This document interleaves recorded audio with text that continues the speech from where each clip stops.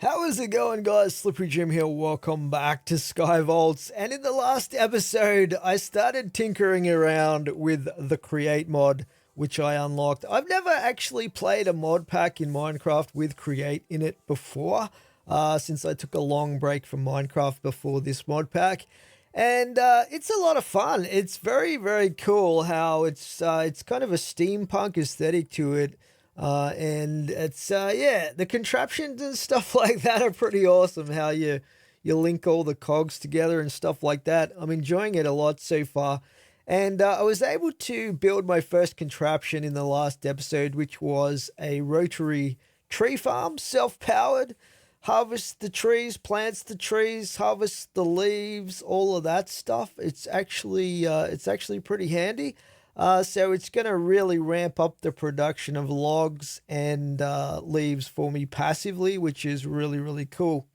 And in this episode, I'm going to be working a bit more with Create. And I've changed my mind about delivering the products from these tree farms via modular routers. I think I've got a much cooler way to set up automatic delivery, which we'll get to shortly.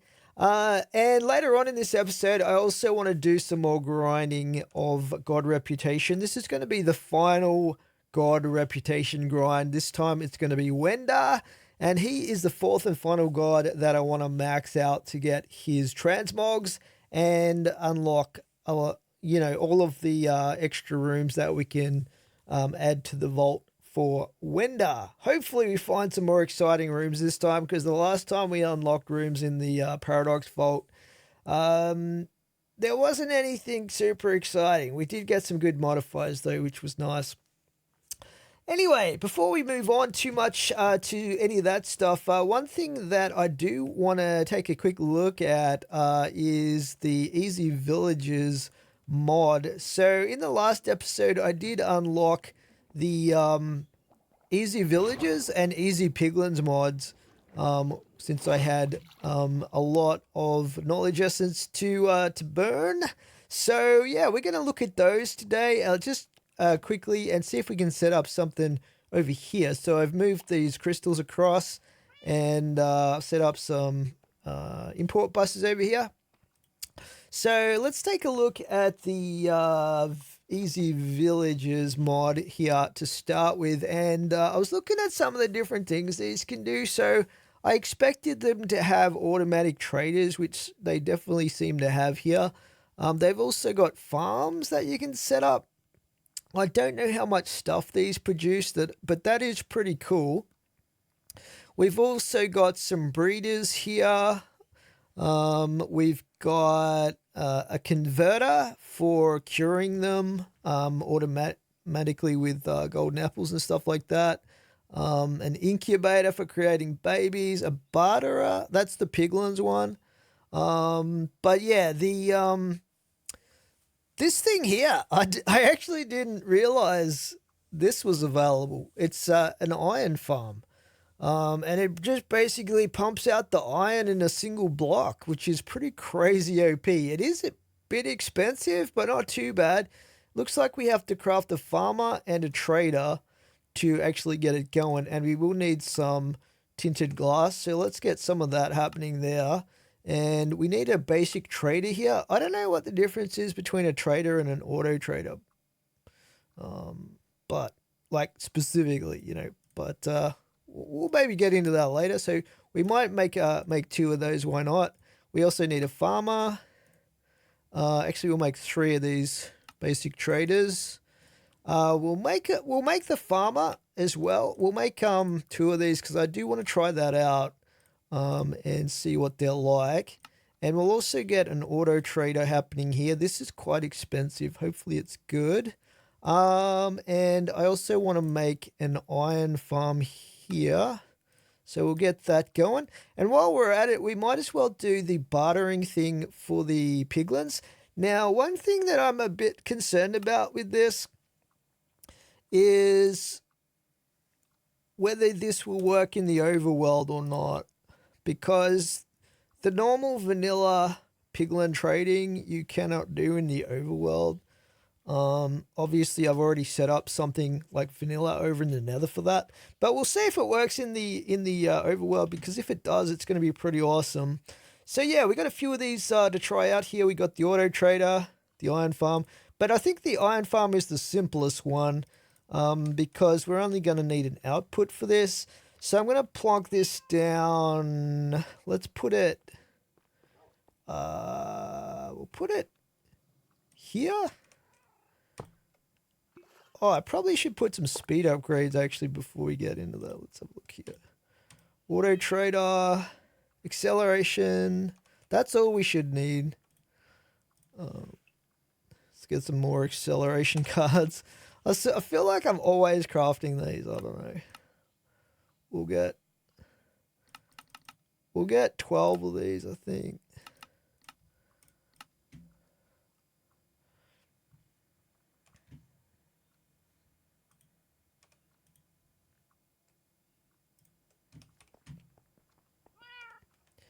And we'll whack some in here.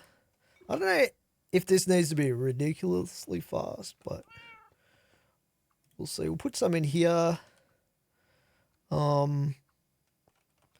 It's actually, yeah, we'll put some in there. And we'll grab another 4.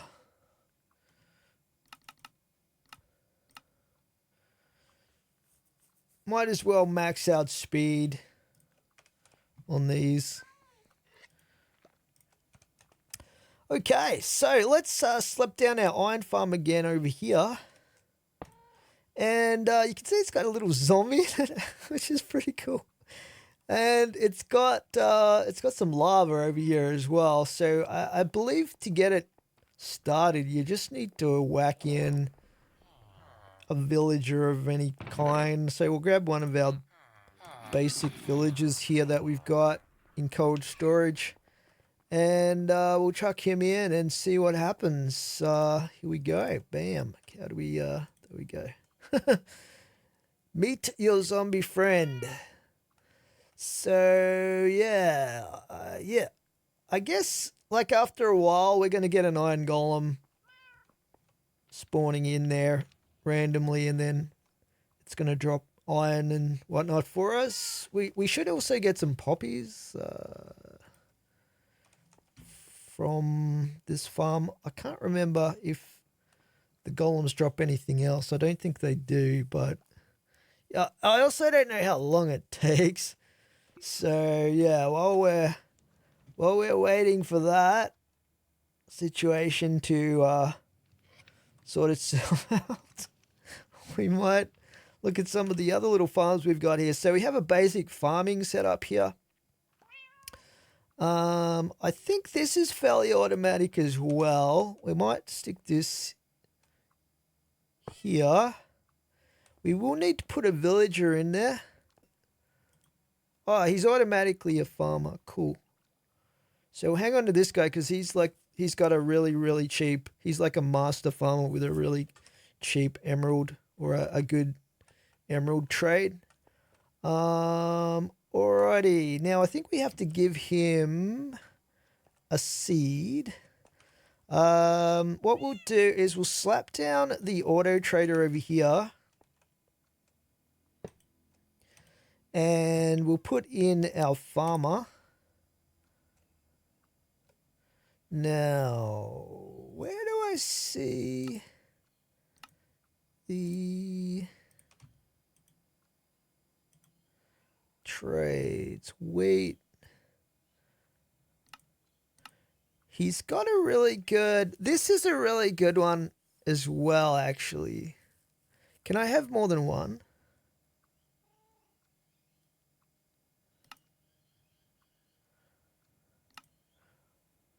Or is it just a single trade at a time? The main thing this guy's good for is he does 1 potato for 1 emerald, which is super good. So, yeah, we need to pump the potatoes into this guy. And then he'll give us emeralds back. So this guy's going to actually produce potatoes for us if we give him a starter potato to plant like that.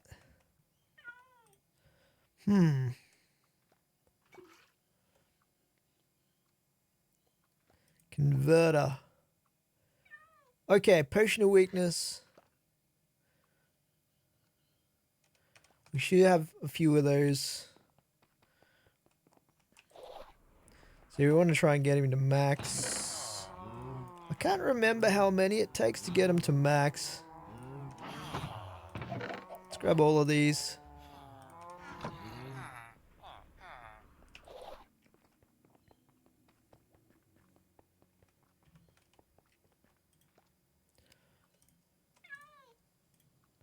There we go, now it's working.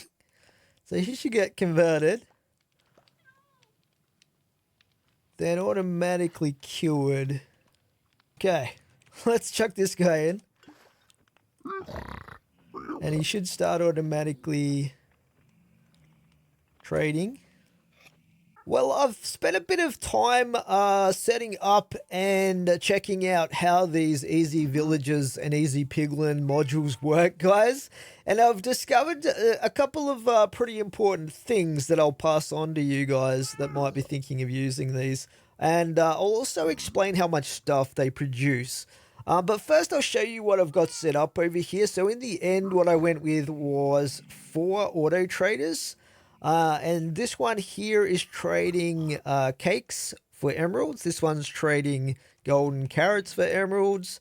This one's trading emeralds for potatoes. And this one's trading emeralds for wheat. You can see at the moment these guys have got really good trades. Like 1 wheat for 1 emerald. 1 potato for 1 emerald. Over here we got 1 emerald for 1 cake. We'll come back to that though a little bit later. So over here I've got my converter as well, which I can use if I need to. And over here we've got 2 passive farms happening here. So we've got the this guy here is farming potatoes, and this guy here is farming wheat, because those are 2 of the trades I've got over here for emeralds. Also, we've got the iron farm here, which spawns in a golem and harvests iron and poppies from him. And here we have our automatic piglin trading system set up. I've also got a trash can over here with some of these type of junk items whitelisted so that these get junked automatically. And having checked the system, I haven't really noticed anything else that I need to add to that, but we'll monitor that. But right now it looks like we've actually got no real junk coming from this guy, which is great. And what I've got set up here is an export bus. So this is basically sending in stacks of gold for this guy, just constantly giving him gold so he keeps trading continuously. There's no cooldown on this guy. And underneath these, I have import buses as well. Underneath all of these auto traders, I have import buses too. Now, I did start off with a setup with export buses for these guys, but I'll explain why I changed that, because I discovered something pretty important. And you really want to watch out for this if you set this system up. What happens is it's not like regular vanilla villager trading. So I managed to obviously get these guys set up and convert them a few times so that they have super good trades here. Like, for instance, 1 wheat for 1 emerald is a pretty good deal, right? But what happens is the trade price, or the trade requirement, goes up and up and up and up. And this will end up being a massive amount of wheat for a single emerald. And before I realized what was happening, I went through all of my wheat, and I had thousands of wheat in there. So you really want to watch out for that, guys.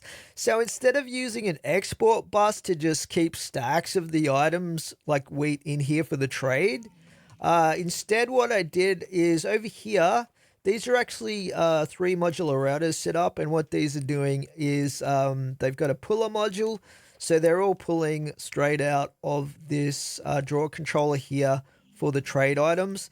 and then they're sending in the trade item. But importantly, what I've got set up on this is a regulator augment. So this makes sure that it only sends in to the trader one item at a time. So what that does is it will make sure that there's only ever one item here.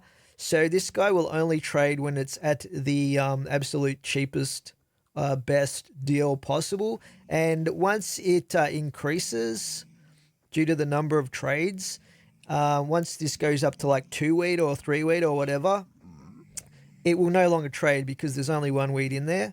So after that cooldown goes down over a period of time, it will then start reducing the price back down to 1 wheat and trade at the optimal value. Hopefully that makes sense, guys. But that's definitely the way you want to do it, is just putting one item in at a time if you've got the trade set at the one item trade value. So the same here with the cakes. Like, we've got 1 emerald for 1 cake, but yeah, this can end up being like a massive amount of emeralds for cakes. So you really want to just watch out for that. In terms of the amount of stuff that these guys produce, I'll put that on the screen right now for you guys to check out. So it works out to, over a period of 10 minutes, we get 10 iron nuggets. So it's almost spot on 1 iron, sorry, I shouldn't say nuggets, 1 iron ingot from this golem farm every minute, basically, for 10 iron ingots every 10 minutes. And we also get 216 golden carrots every 10 minutes from the trades over here. We get 40 cakes every 10 minutes, which is pretty good. We also get 96 emeralds in total every 10 minutes. We also get stuff from the trades with our piglin over here. So I didn't check all the items that he can give you, like gravel, you know, some of those sort of things, obsidian. But the some of the other stuff that I checked out over the 10 minutes, we get from this guy 10 fire charges, 46 nether quartz, 23 crying obsidian, 34 sand, and 11 string, as well as 35 iron nuggets, which is pretty good. Now, on the downside, these farms are not producing enough to keep up with the emerald trade. So I could add a few more of these, but we're going to be setting crop farms up downstairs that are going to be producing tons more stuff anyway. So we should be okay. But over the 10 minutes, we actually went negative 73 potatoes and negative 80 wheat, unfortunately. So that is something that I will have to remediate, and it's definitely something I'm going to look at doing next. So yeah, we're actually going to go downstairs and start expanding and adding more farms in real quick. I just want to sleep through the night. And while I was waiting around for the 10 minutes to pass so I could check out the amount of stuff these guys produced, I actually made myself a new Paxel. So I've had this Vaultite Paxel a long time, and I thought it was time to upgrade this because this doesn't even have any vanilla immortality on it, and obviously I've been using it a lot in the overworld. So I actually made a melted Paxel, and this thing has the max reach. It's got 10,000 extra durability, 119 mining speed, so it's going to be great for breaking spawners in the village dungeons. It's got 110% vanilla immortality, so it won't take any durability damage in the overworld. Soulbound, and that's pretty much all I needed. So yeah, this thing is going to get replaced by this, which is awesome. So we'll chuck this in with our spare tools wherever these are over here. Put that one in there.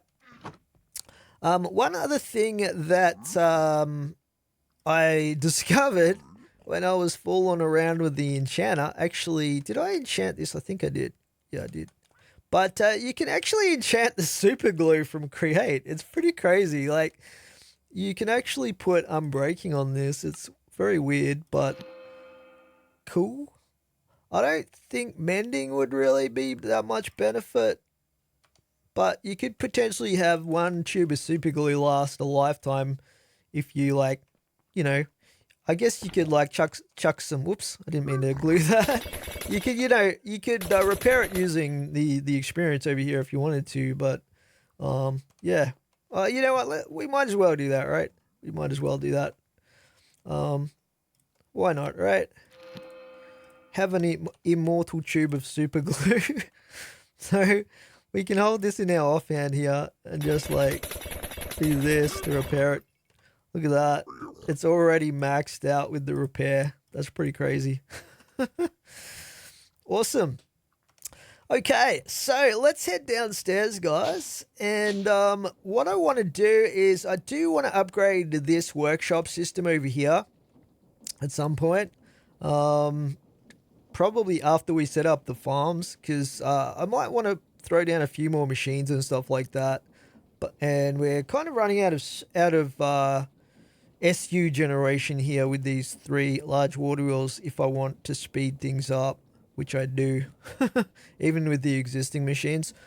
But yeah, as you can see, I did move these couple of farms we made in the last episode because I've got plans for that central area that are going to require a fair bit of space. But I've got the 2x2 trees over here set up, which I mentioned at the start of the episode. But what we're going to want to do is we are going to want to add some extra farms down here. So I've marked out some areas here. And really we're going to want all of these farms here as well as wheat and potatoes. And I'm going to have an extra oak farm as well that is just going to be dedicated purely to charcoal generation because we are going to need that. So yeah, we're going to look at setting this up. Let's get some of the materials that we need out of here. We'll need some dirt. We'll need some extra glass. Buckets, we've got some of those. That should be... We might need some more asphalt. Let's see what we got here. Asphalt wise, we'll get some more of that and some more of that. Okay, that should be enough for what we want. So when it comes to setting these up, I have tweaked the schematic for the basic farm setup since the last episode, just so I can customize it a little bit without having to demolish stuff. So basically we're going to need our copy paste gadget. Let's grab that. And I actually made a template so for the tree farm. So to make a template, what you do is you copy the item that you want the template for. And then what you do is chuck it into this template manager here. Chuck in the copy paste gadget. And then you just put paper in there. Just regular old paper. And then you can actually click on the save button and it will save the template and turn this paper into something that looks like this. So if you want to load that template onto it in the future, what you do is after you put the copy paste gadget in, you just put the template in here and then you just load that on there. So we can click on load and then that's going to have the small tree farm template loaded onto it. So you can actually save all your templates and stuff like that and retrieve them pretty easily that way, which is really, really cool. Anyway, we are going to go down. Now, in between episodes, I did craft up a bunch of these deployers, mechanical harvesters, portable storage interfaces, and smart chutes. I don't know if that's going to be enough smart chutes, actually. We might need a few more of those. Let's just grab a few more if we've got the ability to make these. What do these take? Gold sheets. So we'll need probably 10 of these. What are we missing here? Some regular chutes. That'll probably do the job for now. So we can always come back up and grab more stuff if we need to. But yeah, I'm going to keep this area here pretty much open for now because I've got plans for this specific area. I'm going to need about 50 to 75 blocks of space there for what I've got in mind. And where these squares of dirt are is where we're going to be pasting our farms. So yeah, then when they're all pasted, basically I'm going to just customize these a little bit. Let's see, make sure we line these up correctly. I don't think that the what are they called? Portable storage interfaces are going to be aligned correctly with where I'll end up wanting them, but that's not going to matter because they're super easy to move. Let's just put that there. So that's not lined up with this. The beauty of this is you can just undo it, which is super cool. So we probably want to go there. That should be lined up for us. And we can just keep going across basically and spamming these farms. It's actually really, really... Okay, we need to go one more. Basically where the torch is. Make sure they're pretty much aligned. And so this probably goes here. We might run out of materials. Well, I spent a bit of time spamming all the rest of the farms that I wanted to set up here with Create, at least for now, guys. And I've also customized them to meet the various needs of the tree types or crop types as well. And I'll just go through some of the major changes that I made to the original small farm design. So this one here is an oak tree farm that is dedicated to producing charcoal. So it's sending all of its byproducts through to the main system from this barrel, and then it is automatically sending the logs for smelting into this netherite furnace, and then the charcoal is getting sent through to the main system. So this is the amount of charcoal it produces in 10 minutes, which is pretty decent. Nearly 4 stacks of charcoal there in 10 minutes. And then over here are the byproducts. So actually a reasonable number of leaves. I was pretty pleased with this. Getting close to 2 stacks of leaves, about 1.5 stacks of saplings, and nearly a dozen apples there, and almost 1 stack of sticks. Obviously, these numbers are going to vary a little bit based on, how many trees decide to grow and stuff like that. But let me just adjust this to set it back up so it's not going to be broken. I need to put the filter in there, if I can reach it. Let's just go down here, and we will filter that. Okay, that should start automatically sending its goods through to the ME system as it goes round. Let's just patch up this hole as well. And yeah, with the, let's just watch this in action here.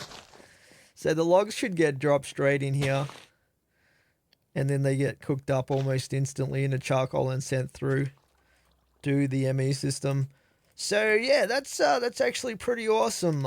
This furnace, I could power it with sticks or something like that, but I thought I'd use a more reliable source of power for this, and I actually added a factory augment to this. And what that does is it allows it to be powered with RF energy from the from our main system. So I just slapped an Ender gate on here for some wireless power transfer, and that basically means it's constantly being powered with RF and can use all of the logs to just convert into charcoal over there. So that is pretty awesome. Also use some pipes here to basically send through the logs here and everything else into there. So yeah, it's a pretty good setup. It's actually working really, really well.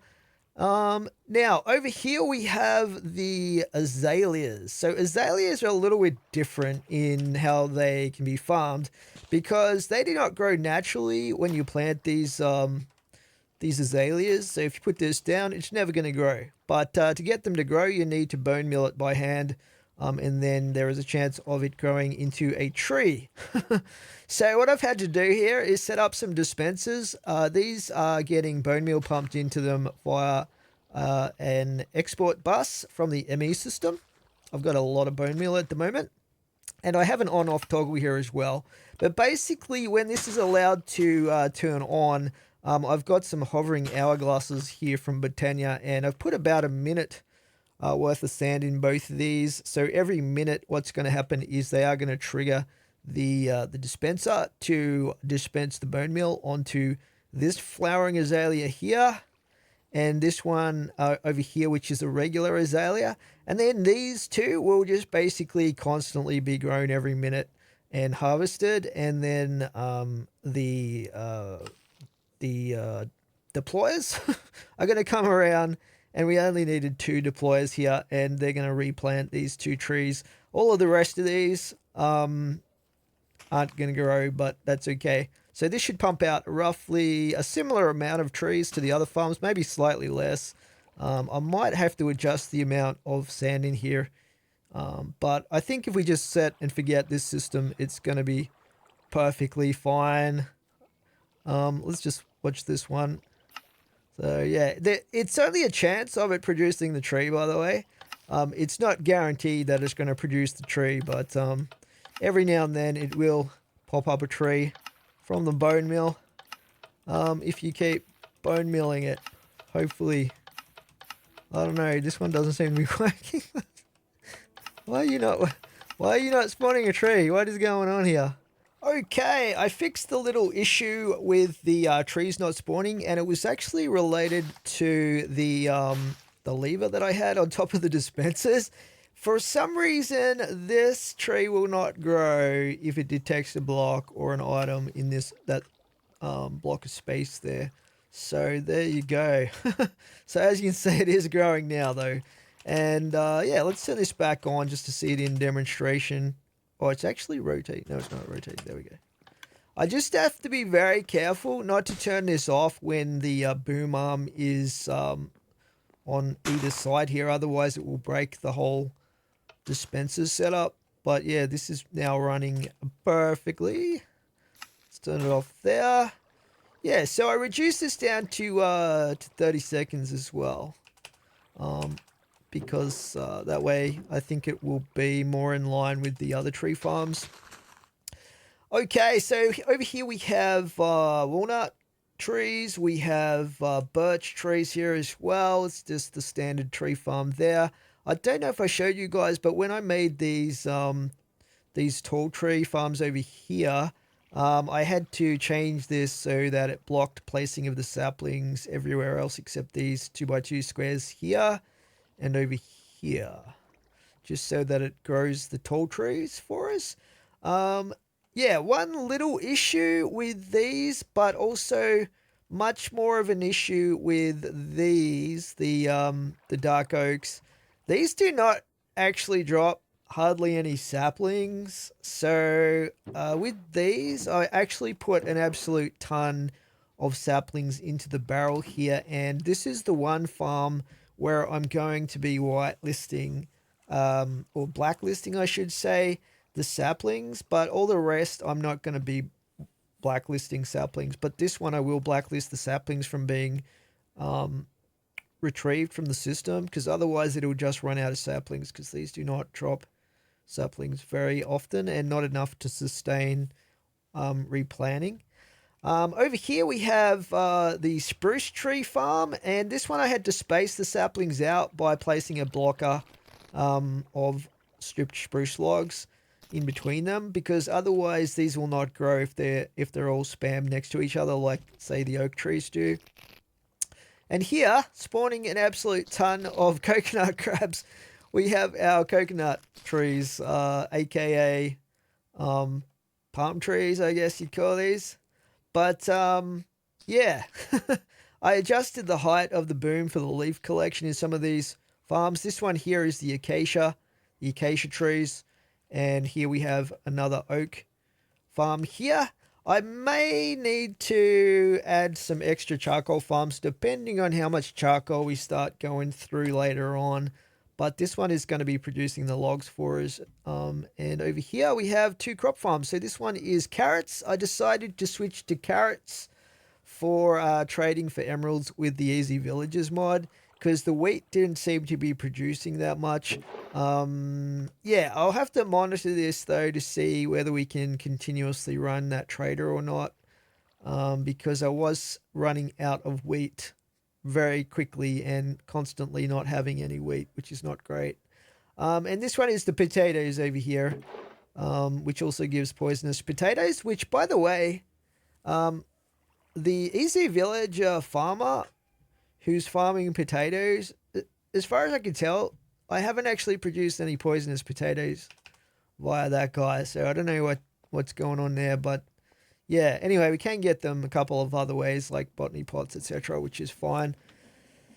Okay, so we do not have a system set up at the moment to collect any of these crops. So what I decided to set up, rather than going the modular routers route, that kind of sounds funny, the modular routers route. Anyway, instead of doing that, I thought it would be more fun to set up a create train system. So we'll probably have a train running around the back here of all the farms. It's going to be a bit of a boring track, but it's just going to loop around the whole outside. But what that's going to do is I'm going to set it up so hopefully it will interface with these and stops at each one to collect the materials that are being produced. Did I turn this back off again?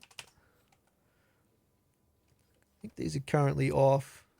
Is this one off? No, this one's on. Let's turn that one off. Alrighty. Yeah, so that's going to be the collection system is a train, right? We're going to have to set that up. It's going to be probably pretty involved and pretty complicated because I've never used Create prior to the last episode and I have no idea how things work. But with research, hopefully we can come up with something. But yeah, what I want to do first, however, because we're probably going to need some better production facilities here for the Create stuff, is I do want to set up something a little bit better over here rather than these 3 cogwheels and this setup right here, because this is kind of limited right now. You can see we are using like maybe closer to 2/3 of the SU capacity. And we're only getting 64 RPMs out of this system here. And this is with only 3 machines, like a deployer, a mechanical press, and the mixer. And that's it. And we're probably going to want a few more than that later on. So also, it's a good excuse to try out the ultimate form of SU generation in the Create mod, which is steam engines, I believe. So yeah, I want to build a steam engine and we're going to put it in here. So that means I am going to have to dismantle this whole setup here and we'll free up that space for setting up a steam engine. Should be a bit of fun. So yeah, I'm going to get started dismantling this and dealing with the water situation and then I'll be back shortly. So I was halfway through demolishing the water wheel setup here, guys, and I realized that I'm still going to need a little bit of this power for something that I want to make before getting to trying to build the steam engine. Yeah, now we've only got one large water wheel. This whole thing is overstressed, but that's fine. We'll disconnect this in a second, but this whole gear ratio setup that I had to make in order to get the mixer to spin at a fast enough RPM, it's kind of bulky, it's kind of messy, and I think there's actually an object we can craft to make it a lot more compact and adjustable. So yeah, for that reason, we are going to use the little bit of power that we've got left once I disconnect, let's see, this. There we go. Yeah, because we are going to need the deployer for this. So I was looking at what we can use to manage the speed of the rotation and stuff like that within Create. And there's actually an item here that we can craft. This thing down here, the rotation speed controller.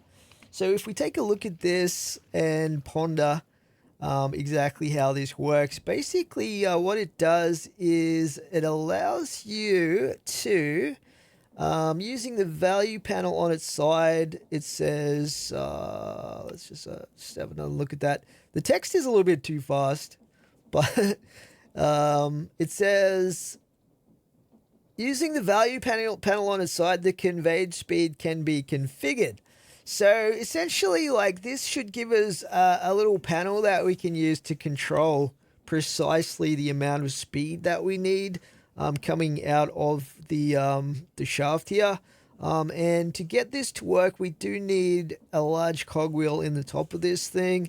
So yeah, but first we have to actually craft it, right? So looking at the recipe here, we've got a pog. We should have some of these. Let's just get a few extras here because we'll probably end up needing them. So we're going to need a pog. We're going to need a couple of volt essence. We're also going to need a brass casing. So to make a brass casing, there's the deployer method, but I think it's just going to be faster to use the manual item application again on this. So we need some blocks of chromatic iron, and we need a block of brass.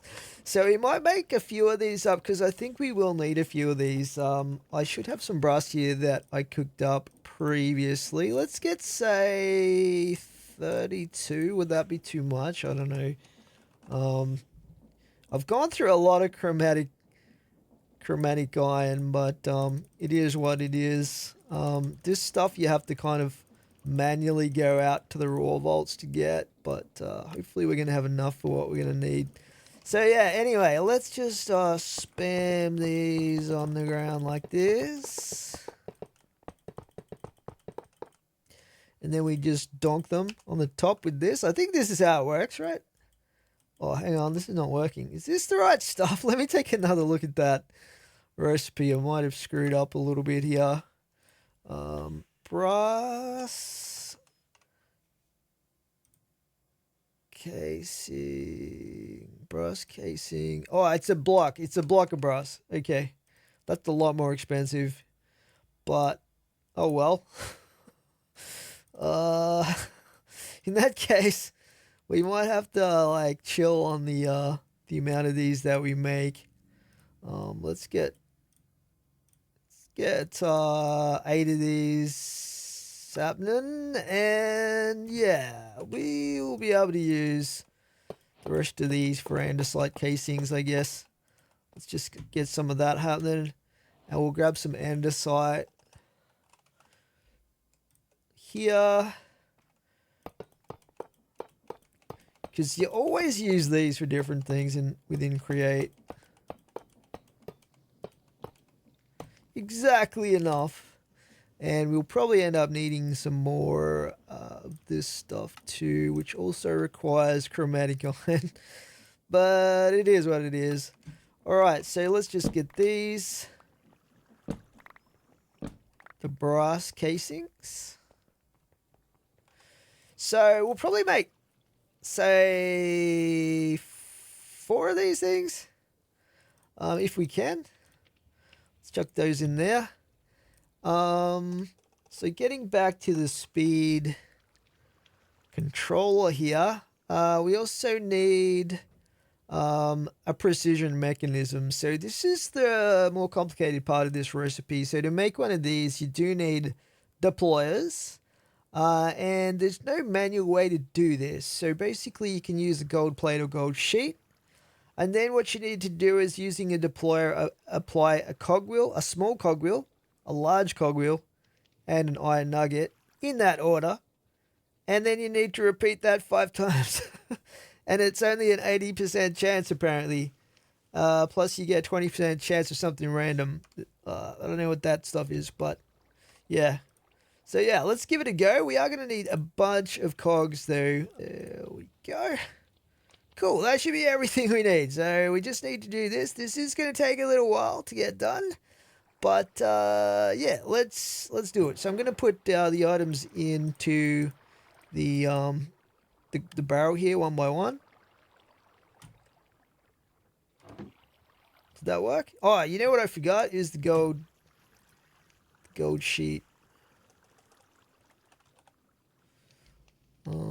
gold plate. And we're going to need 4 of these. But we'll start with the first one. Bam. There's our small cog. I'm just going to go based on the sound.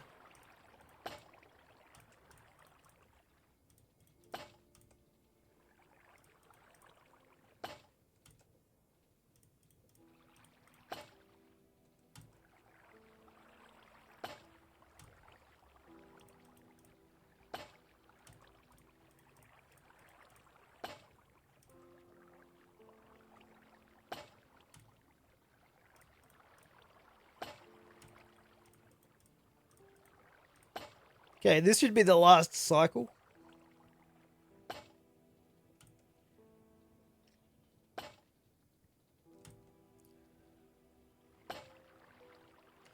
And did that work?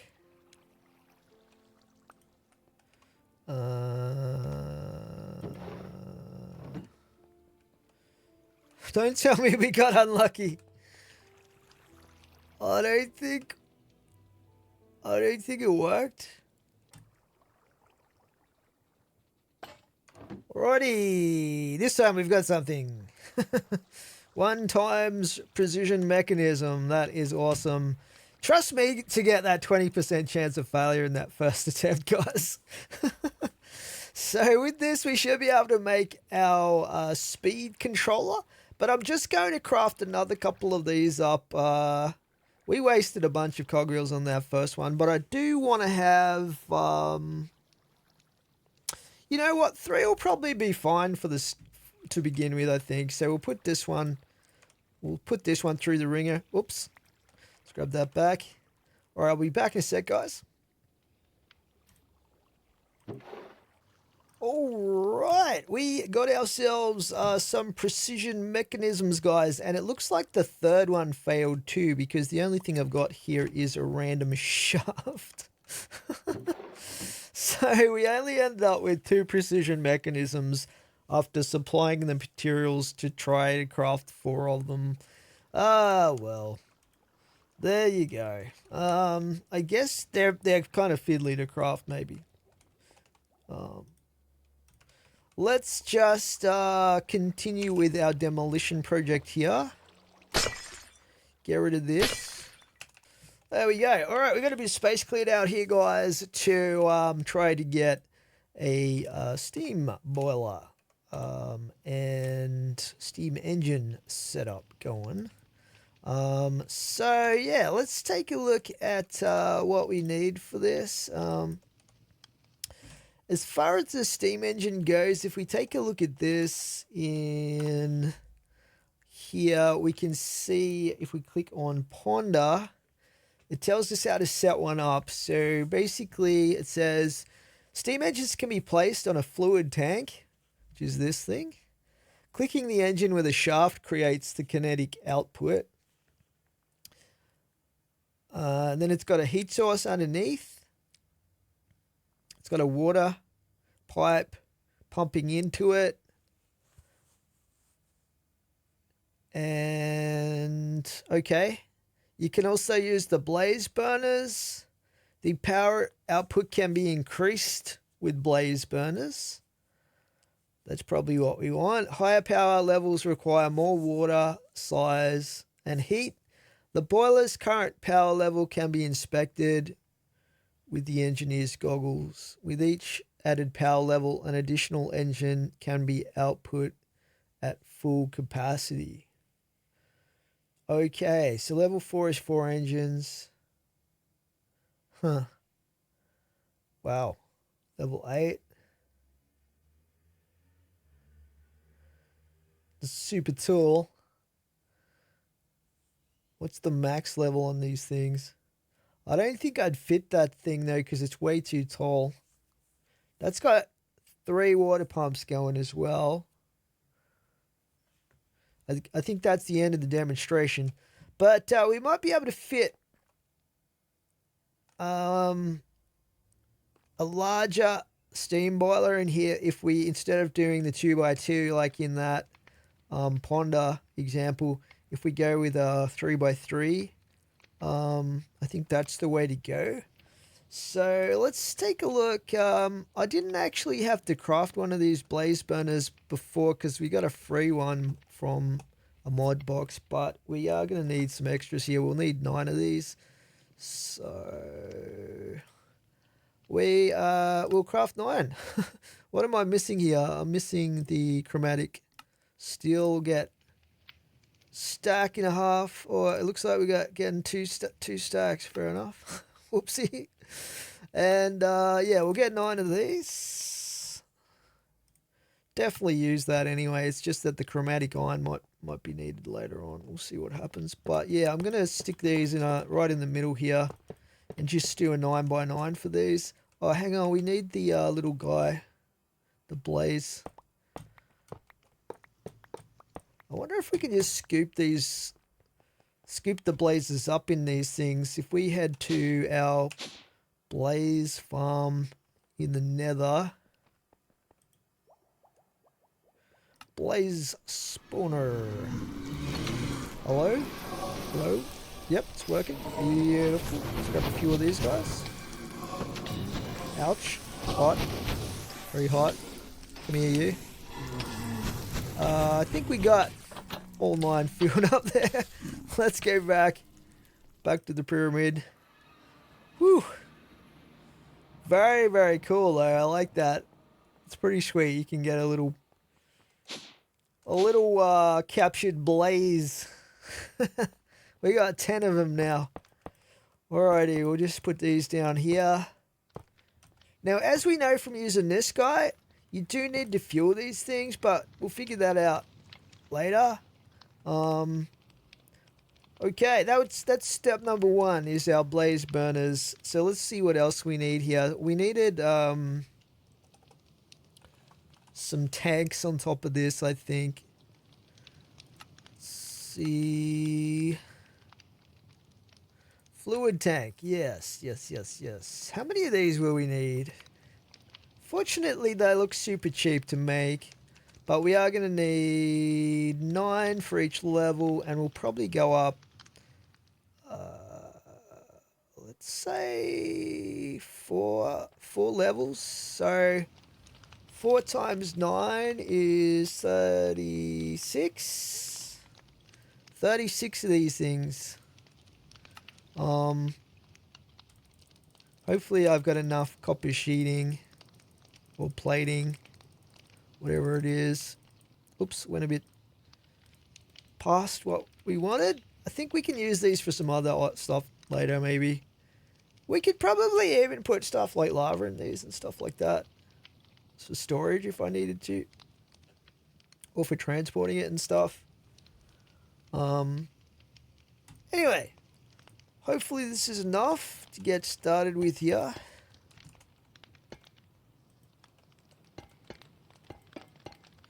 Okay.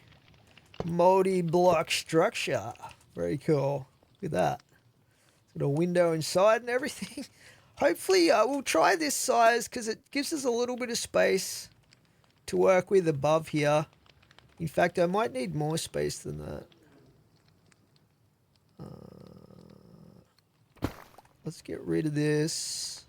I do want to keep this chunk loader in the center here though, so we'll have to figure out something with this. Let's just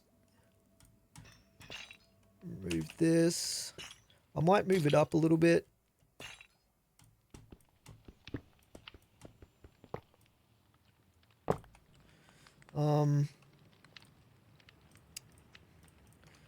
Yeah, let's do something like this.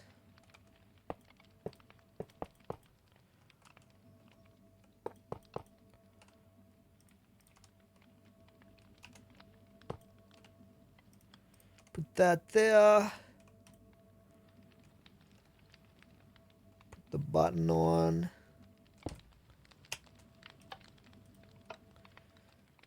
And we also want to make sure we've got a mega torch here. Is it going to fit there? It's not quite enough space there though. But we might be able to put it there. Alright. That should give us some headroom, you know what I mean? Okay, so far so good. We will need some steam engines though. Let's take a look. Yeah, these are quite expensive, I believe. So yeah, 4 black chromatic steel, brass casing, gold sheets, pogs. We'll get 3 of these to start with.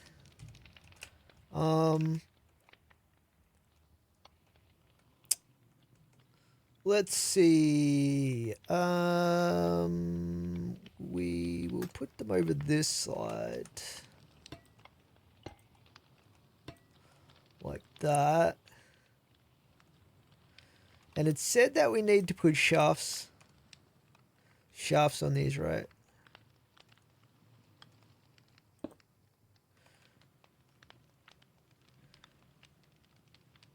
Powered shaft.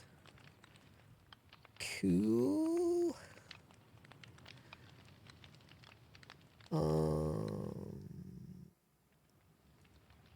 Interesting. I wonder if we can hook these up, like, to each other. We'll worry about figuring all of that stuff out later there, right? We'll just put these guys in as well. Which way do I want the shafts? Probably the same way. So they're going vertically out this way. And we also have to figure out how we're going to pump the water in.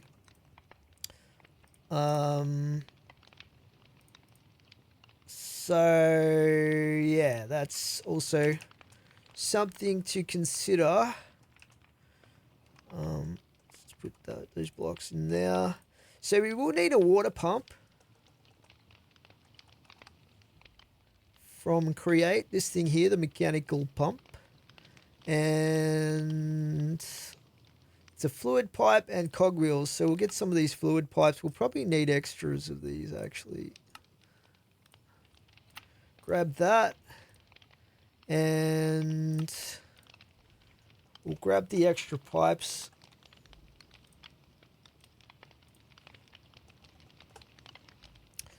And we could use a vanilla water source here. But it might just be more compact and efficient, but a lot more expensive, to use a portable sink. Hopefully these will work with the Create stuff, but we're about to find out. And let's see, where do we want to put this?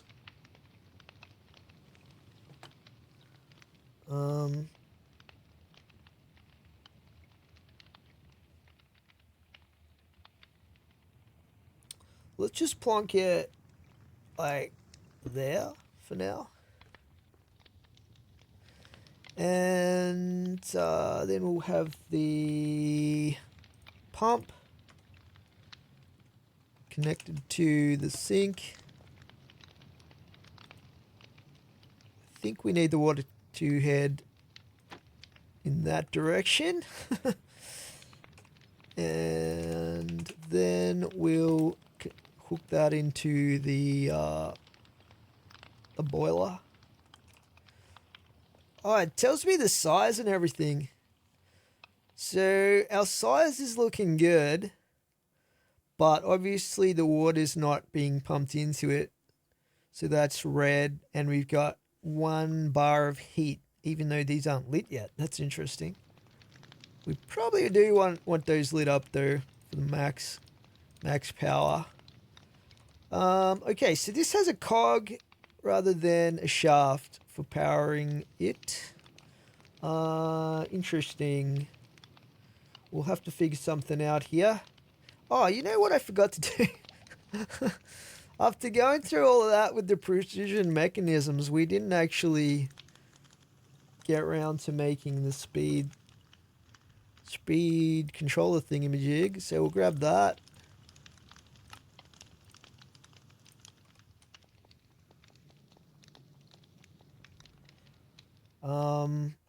See if we can get some of the power. We might be able to power this with this.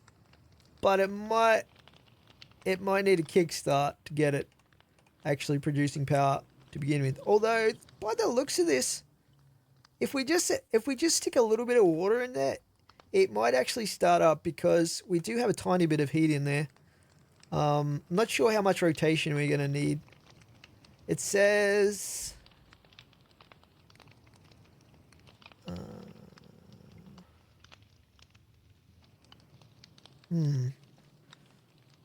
10 mega buckets per tick. Or is it? I think it's Minecraft buckets. Anyway, whatever the MB stands for. So yeah, let's see if we can get some more shafts here. Shaft.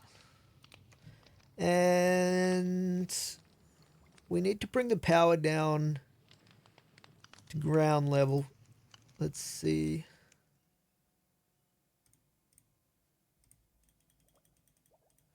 So what about a gearbox? A couple of gearboxes. We'll go with a vertical.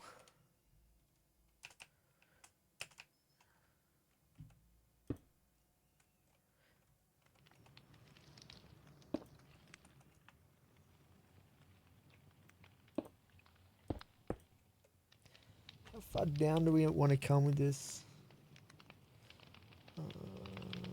Go to about there. Then we'll need another gearbox. Vertical. So that's going to bring the power out for us. We'll whack a large cog on that. But we need to attach that to this, right? That's not going to connect, I don't think. Well, this is where we could probably slot in our rotation speed controller here. Like that. How does this work? Whoa! Goes all the way to 256! That's crazy! And we can reverse the rotation direction. Very nice. For now, we'll just put it at something lowish, just in case we break something, before we finish setting everything up. So we have these. Let's see. Okay, this is not spinning yet because we don't have any water in there, right?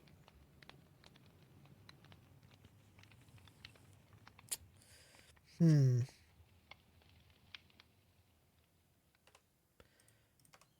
we stick a small cog on that? But we do need to bring the power out of here. I might put my gauges on this. Speedometer. Stressometer. So these also serve as ways of extending the rotation, the shaft. If we put these here like this, and then we get a bonus readout. Okay,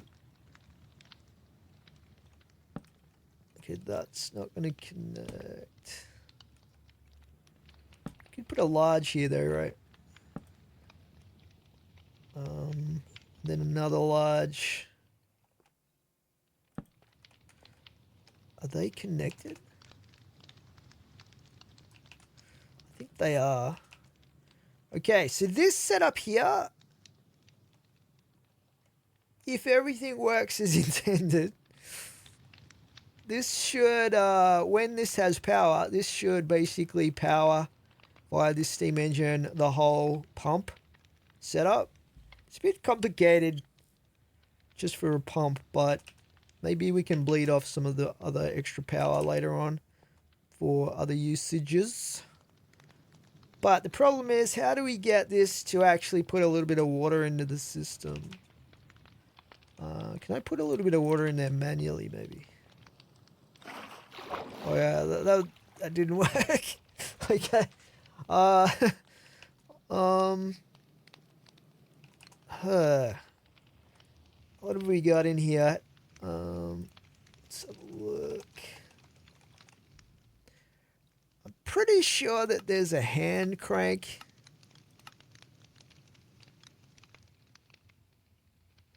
Somewhere in here. That might be all we need to kickstart it. And then it'll run itself. That's the theory anyway. Oh, here we go. Hand crank. Generating rotational force using hand cranks can be used by players to apply rotational force manually. Yeah. That's what we want. All right. Let's get one of these things. We'll make an extra one because these could actually be quite handy. So, let's see. Where can we put this? That's not connected to that. Wait, can we do this? Oh, under pressure. Something went wrong there, though. Maybe the rotation's too much. Let's just put it to like 32.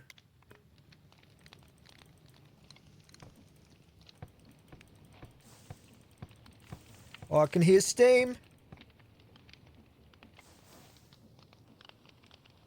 It's working. 32 RPM. Low capacity, 426. SU of 682.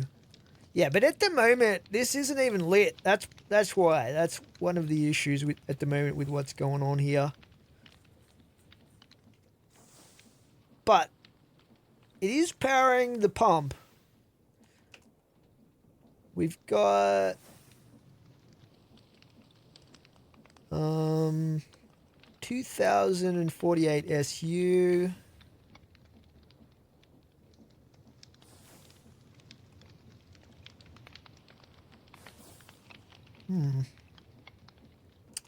Okay. We're getting somewhere, guys. We are getting somewhere. Very, very cool indeed.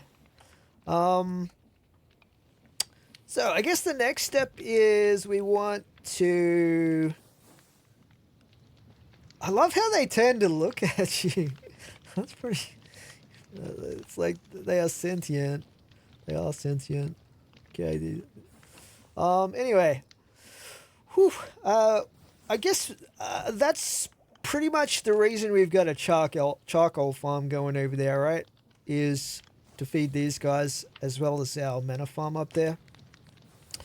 But I don't know how much they are going to eat, these little guys. Yeah, and how are we going to deliver this? How are we going to deliver the charcoal to these guys? This is something I might have to do a bit of research on. After a bit of research, guys, I don't think we can use something simple like an export bus to provide the fuel for these blaze burners. That would have been a pretty easy solution to pump in the fuel, but unfortunately I don't think they will connect to these. Having pondered my options, however, if we look into the create mod here, there's actually an item here called the mechanical arm. It looks pretty cool, actually. It's like a robotic arm type of thing that you would see on an assembly line or something like that. And if we take a look at how this thing works, you can basically assign inputs and outputs for the for it to pull items from and put items into. And I believe you do that by right-clicking the objects that you want as inputs and outputs. The problem with this thing that makes it a little bit more difficult to work with, as far as I can see, is that it doesn't have the ability to pull from something like a chest.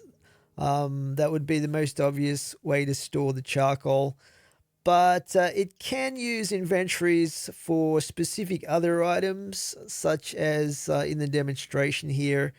It shows you using funnels and also depots to take items from and put items into chests. So that might be a solution there for us. And essentially what I want this thing to do for us is to be picking up pieces of charcoal from one inventory and placing them into the blaze burners, because it can have more than one output. I just don't know what the range is going to be like, so we will have to sort of feel that out as we go along, and we might end up needing more power as well, because at the moment this is using pretty big chunk of our power from this passive boiler at the moment. So we might actually need to fire these guys up just to be able to provide the SU that we're going to need, but we'll cross that bridge when we come to it. So I've got a smart cable over here that we're going to be using to supply the charcoal to our barrel here. And let's just put the barrel here. And have I got an export bus? Let's have a look. Export. There we go. And we will grab ourselves some acceleration cards. Acceleration cards there. Now, one thing that I'm going to have to test is exactly how much charcoal this thing uses. So hopefully we can produce enough in our single charcoal farm to keep this supplied constantly. But we'll have to keep an eye on that sort of thing.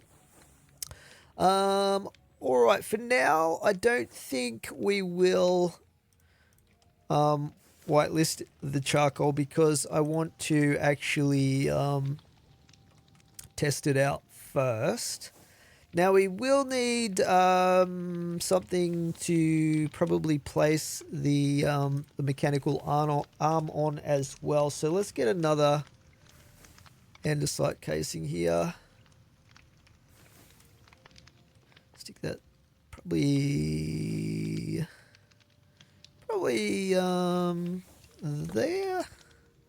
And we will need, of course, to craft the mechanical arm. Let's have a look how expensive this thing is to make. Okay, it's not too bad considering, like, it's basically a robot arm. I was expecting to see black chromatic and steel and stuff here, but actually we got a precision mechanism there, and then we've got a brass casing, some brass sheets, andesite alloy. Not too bad at all. Fortunately, we have a precision mechanism for that. I was planning on using that for another speed controller, but never mind. Okay, so before we place this, we have to assign the inputs and outputs. We'll do that later. But we also need a way of powering this thing, and this has a cog that you need to feed the power into. It would have been easier if it was a shaft, but, you know, it's the way it goes. So we will need a couple of gearboxes here.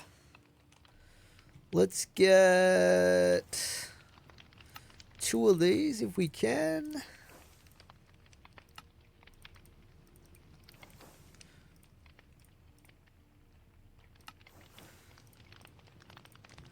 And we need to go from there, so, and then we need to go up. Do we need to go up? It's sitting here. Okay, we need 1 vertical, I think. So we do the vertical there. And that one there. Okay, we've got motion. This hasn't overstressed.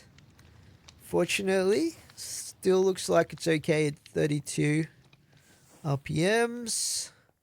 But it might overstress when we put the arm on it. We'll have to wait and see. But we're going to put a gear or a cog. I keep calling them gears, but that can go there. Is this locate? Yep. Alright. So all we have to do now is give this its outputs. Let's see. We're gonna need the one in the middle as well. Please don't fall into the void. This is kind of scary. Even with limited range creative flight. Okay. That should be an output. Maybe it'll tell me if it's too far away. Hopefully it will. That one, that one, that one, that one, that one, that one, that one. That one? Did we get that corner one? Yeah. I think that's all of them. And then we need... Oh, you know what I forgot is the... We need to make a depot. These are super cheap to make though. Okay, let's get the depot happening. I'll actually make... Oh, we've got one already, but I'm going to need some more of these, so we'll get a couple of them going there.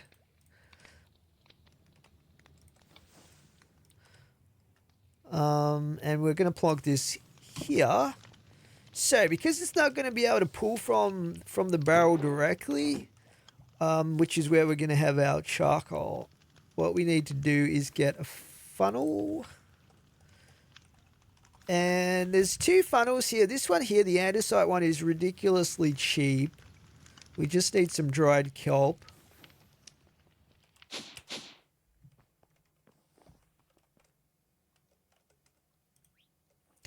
So let's grab some of that.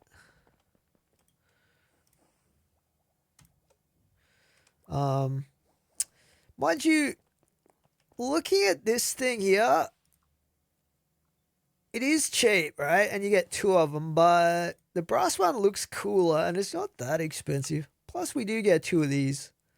So maybe we'll go with this. In fact, I might make a couple of extras. Let's put those in there as well. Okay. Alrighty.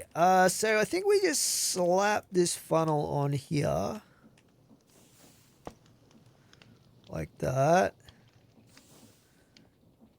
I think it's already pointing the right way.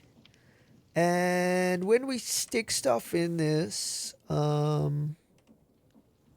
get a little bit of charcoal.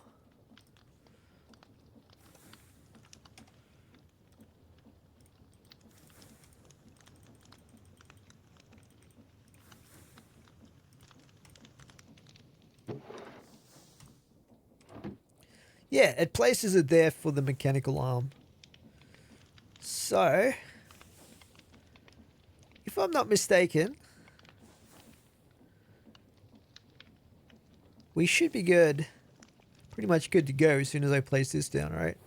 So let's do this again. Still scary. I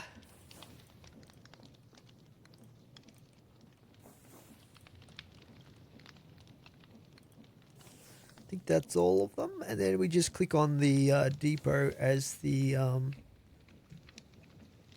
input. Then should be able to place this there.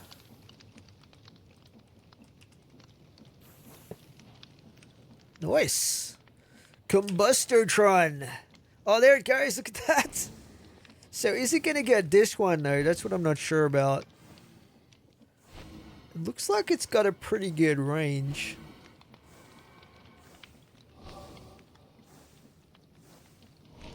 Oh, there we go. It got the far corner as well. I think it got all of them, which is awesome. And it's even got enough rotation, so that's cool. Oh, we've got the redistribution method we can change here too, which is pretty interesting. I think we can leave it set as it is. Okay, last time I have to do this. Oh no! Oh my god, that was so close. Oh boy. Oh man, that would have been a nasty way to die. I've had enough dying lately. So yeah, let's take a look at this. So it's using 16,000? That really ramped up the amount of SU. 16,000. Let's take a look at this though. So our boiler status has gone up from passive because we've lit the blaze burners to level 3. But it looks like the water's not getting pumped fast enough, unfortunately, when it's at 32 RPM. But we've almost maxed the power out. So how are we going to do this? I think these all have a separate power. 10,000. What the? Yeah. Is it stopping? No, don't stop. I'm hoping that we can link a couple of these together to like double the amount of power going through that one shaft, if that makes sense. Let's see. I haven't used these yet, but I think you can actually connect two shafts with a belt. So let's try that out. Kelp drive, baby. It's weird using kelp for that, but... So now we should have... Yes! A lot more capacity. 1365.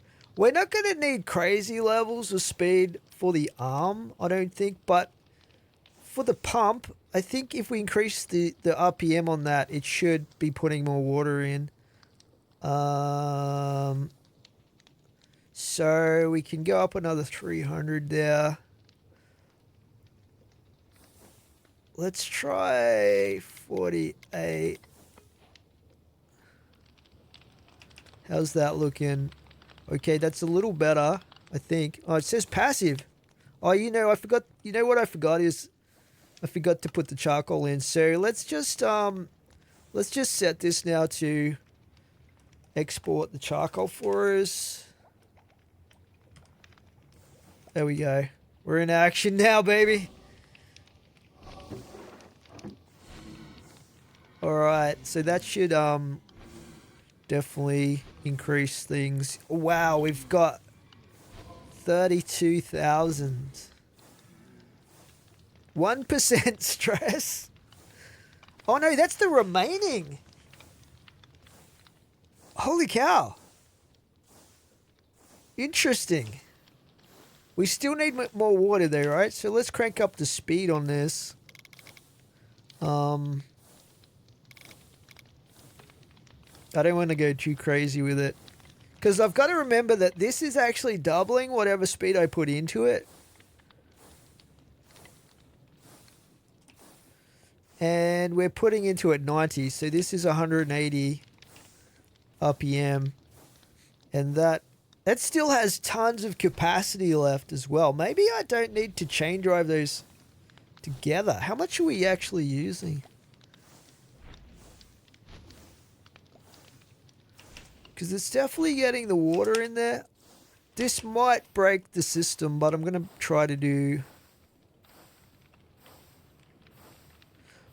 Then again... I guess we could bring the power off this side of the shaft if we needed to use more of it, right?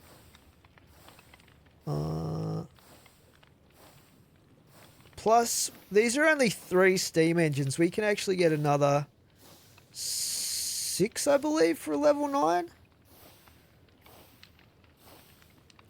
So, I'm actually liking that as it is. We won't interfere with that too much. Can we go higher than this? I'm curious. 128. 132. Okay, that just broke everything. Let's just go back down to 90, was it? Seemed to be a pretty safe operating RPM there. We're going to have to hand crank this. Oh no. Oh no. Let's temporarily remove this. It might be because it's powered at the moment.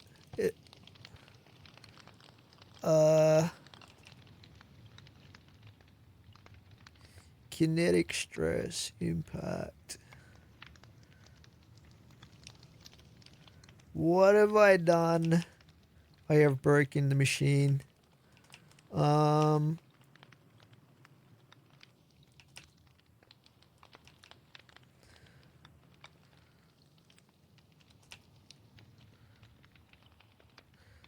think we have to lower this significantly to get it working.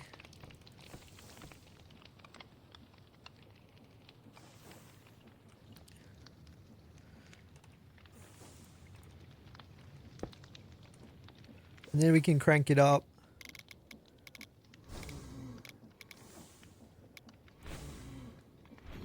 There we go. Disaster averted. I thought I was gonna have to start over or something. Okay, let's not fiddle with this power setting too much. I'm liking that speed though. So that's actually moderate speed. And it looks like we've got the perfect amount of water going in there anyway. For a level 9. We wouldn't want to go much over level 9 anyway. So how many more of these steam engine arm things can we put on this? These are very expensive though. 1, 2, 3. What did we run out of? Brass casings, okay. We'll put these on. I think we can slap them on like wherever we want as well, which is interesting. So we could go sideways but let's just put them on the top here for now.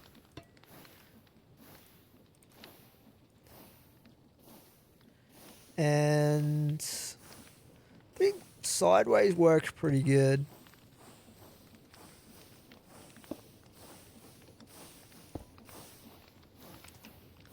Ah, those ones have connected up though. That's not great. Can we get rid of this?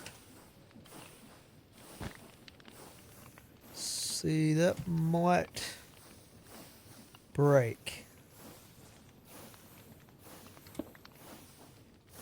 Just check this. This is still running though at 90. So we only need one arm on that.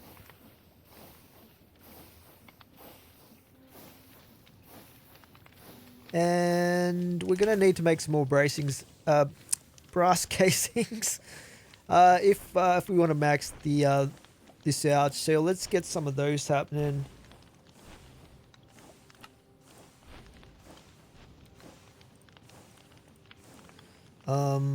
Three. We only needed 3, but we might make 3 extras.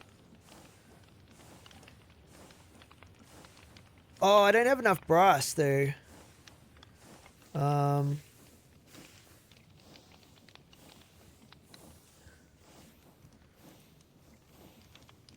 How much have we got here? So we can make 1, but okay, so to make brass we do need the mixture up and running, which means I'm gonna have to connect the shaft, and we will need another precision mechanism as well. So let's get that going. Okay, I have connected up this shaft to one of our other steam engines, guys, and set up some connections here via a lot of gearboxes and a belt. So we have our deployer, we have our mechanical press. I've swapped these around for some reason, but yep. And over here we have our mixer as well. Now I'm not sure if this is running fast enough or not, but we're about to find out because we need to make some more brass. And brass is composed of zinc and copper. So let's grab some of that. plenty of zinc and plenty of copper. Let's grab both of those. Now we're about to find out if this is fast enough or not.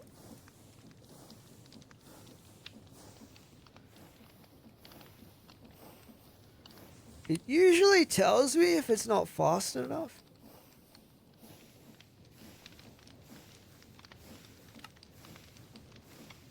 But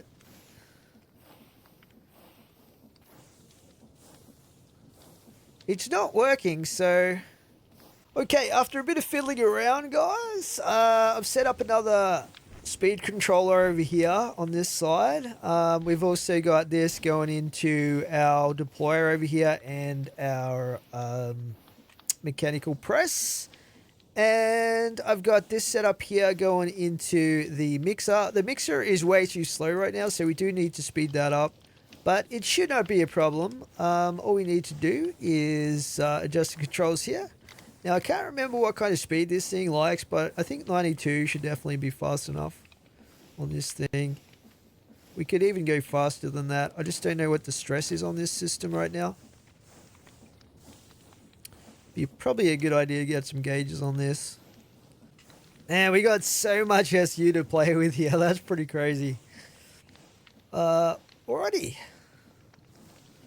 So, yeah, things are ticking along nicely. It would have been good if I could get that more central, but what are you going to do? As far as the coal production goes, guys, I actually did some testing. And this thing actually uses 45 coal every 5 minutes, which is about 90 every 10 minutes. And we produce 197 every 10 minutes just from that single charcoal farm over there. So, yeah, we're basically producing just from that single farm over there. I mean, it will vary a little bit, but about double what we need to maintain this full time, essentially, which is amazing. Alrighty, now, all of this was so that we can make some more brass. Now, I'm surprised that this isn't getting mixed up in here. Have I put this at the wrong height or something? Or is it just doing off? Oh, you know what it is? This thing isn't heated up. That's all it is. I completely forgot. I wonder if we could extend this guy over here. Well, we don't really need to though, right? This doesn't need to be burning all the time. We'll just feed him one of these. There we go. Oh, that is so fast. We could crank this up. Oh my god. That's max speed right there, guys. Woo, baby. That's pretty much as fast as you can mix things, apparently. So, let's grab that out of there. We got a fair bit there. I reckon that'll be enough for now, actually. Should we leave this running at full speed? I don't see why not. I don't think it uses any more fuel. Okay. All this power is going to my head. And we should be able to put these...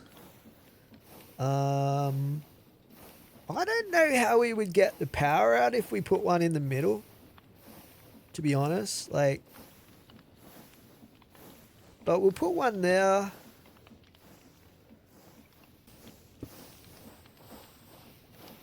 Yeah. Alright. Hopefully this thing doesn't produce too much lag. Well, guys, our steam engine is set up and functioning, and I'm really happy with how it turned out. Now, I probably will be adding some more tools and machines down here in this workshop area here on the lower levels around the steam engine, but that's going to be between episodes. And for next episode, I will be working on building the train system as well. I think that will probably end up taking a bit longer than I anticipated if this steam engine setup is anything to go by, because there's a lot of stuff you got to figure out with Create. It's a little bit on the complicated side, but very, very satisfying. And like visually, it's awesome. I love the way it looks as well. But what we're going to do to finish off the episode today, guys, is we are going to add the Soul Flame onto our Vault Crystal. And we're currently on 36 stacks. Now, my goal was 40. So we're getting pretty close to that. And I'd like to go past it as much as we can as well. But we'll have to see how we go, because these are getting real hard to complete at the moment. Let's grab our gear. We'll grab some of these. We'll grab that. We'll grab that. We'll grab that. Let's jump on in to the vault and see how hard it's going to be to complete this one. Let's go. Oh, we got an elixir. Now, it might seem that that's going to be easier than a scav, but it all just depends on the amount of elixir we need to get and where the elixir is going to come from. So, yeah, it remains to be seen how we go on this one. So we do have 29 minutes. Let's head on through, and we've got to figure out what's going to give us the most elixir as quickly as we can here. Let's just see if these are any good. Okay, wooden chests do give us a little bit there, so that it could be a lot worse. Just grab those.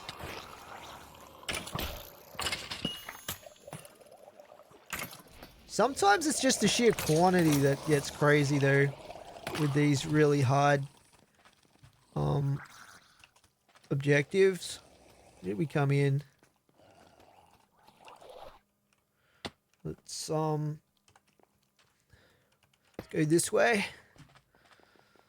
Okay, so yeah, we could just like go crazy with the wooden chests, I guess, but I want to see if there's anything else that's going to be like a big ticket item for elixir. Like if you can get a vault where you get lots of elixir from ores, it's usually easy street. But you do have to kind of get a little bit lucky. Why am I not finding any other chests except for wooden right now? Wooden's giving us a bit though. I can't really complain about it. What do we got up here? Screwed up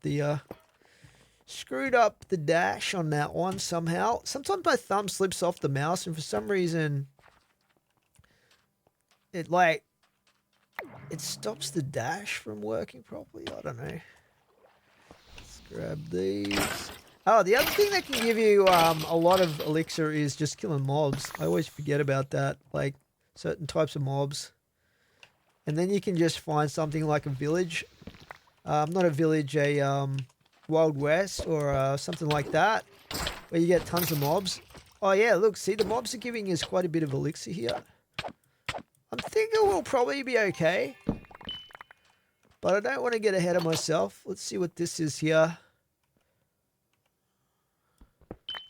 Wow, okay. What difficulty was this? I wasn't paying attention. Man, these are real good for elixir. I'm a bit worried about the spiders though. How hard do these guys hit? The Black Widows can be real bad news.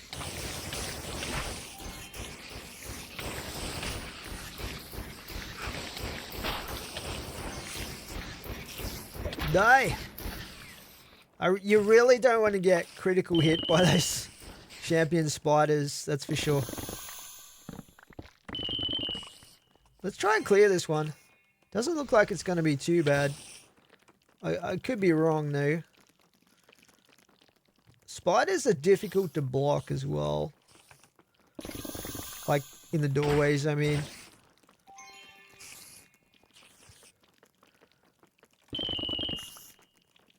I guess you could barricade the whole doorway. I'm on cooldown at the moment, so got to be careful of that. for my storm arrow. Oh, these are so good. Yeah, let's just spawn everything in here. We nearly got the storm arrow back up. Just run these guys around a little bit.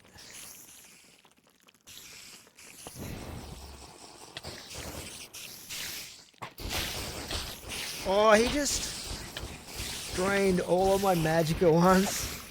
Can you die, please? Please don't crit. Please don't. Oh my goodness. 3 hearts left. That was a dangerous play right there. Area of effect. That's actually a pretty good one. Let's get that. There's still some spiders upstairs as well. Like, you just never know, because the spiders can sometimes one-shot you out of nowhere. So you have to be real careful with spiders, is what I'm saying. Let's get this.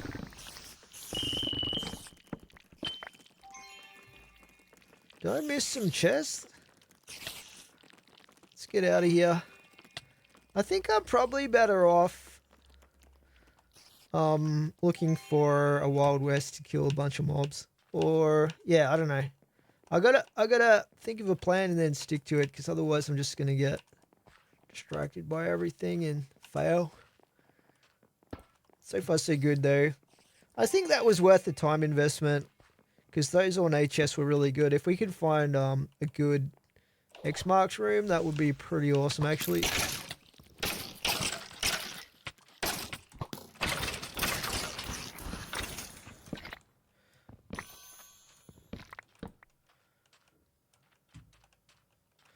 Okay, what is this? Okay. If we see any Wendars late on, we might even have a go at them, eh? Upaline. I think I actually have an Upaline here. Let's see what we got in here. Oh, we got another treasure chest scroll. That is, and we got a freaking what are those things called?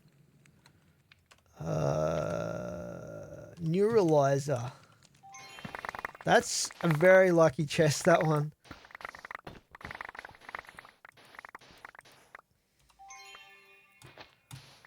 Apart from just the rarity, those treasure chests, if you craft them up, they actually have the storage capacity of a double chest in a single chest space, which is pretty awesome.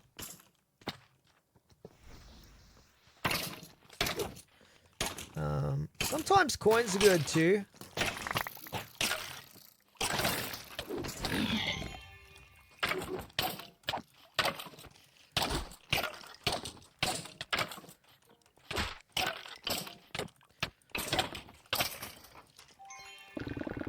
Okay, so Gilded don't give any elixir at all. That's interesting. Coins, that's what I wanted to try out.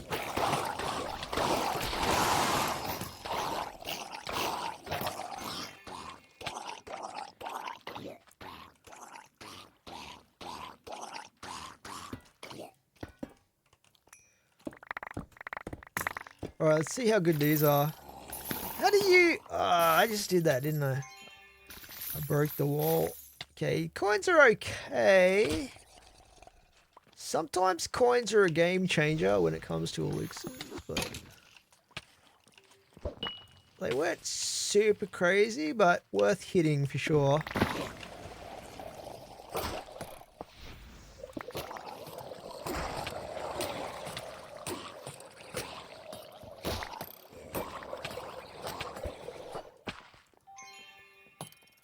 Alright, so we're pretty much heading west.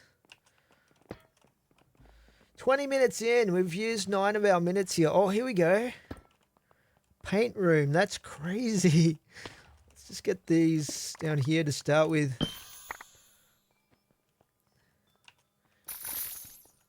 Like really good dungeons or Omega rooms can really make the difference.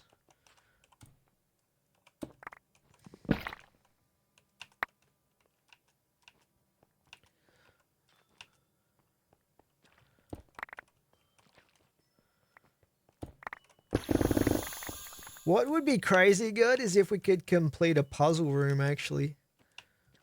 I've never seen these things, but what are these things? So weird. I don't remember seeing those before in one of these rooms.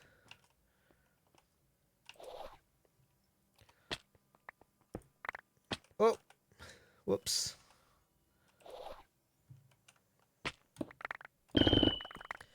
Trouble with having an OP hammer is you make these giant chasms everywhere.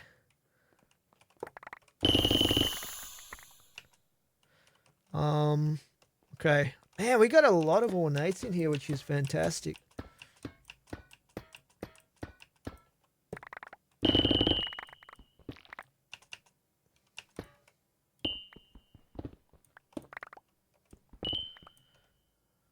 That one over there.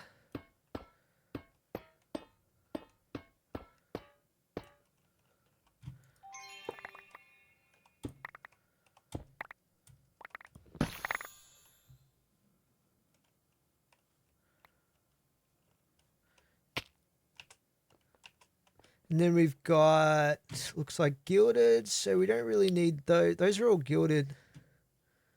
So we'll just leave those ones. I think that's just about it. That was a pretty juicy room though. That gave us a real boost. We're up to nearly a third of what we need.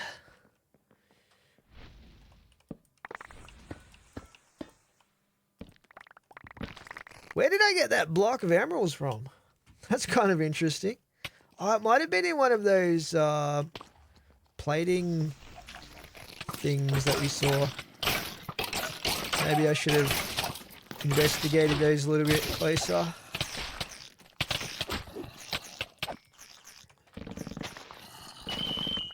Okay, living chests are just sort of like the same as woodens in terms of elixir at the moment.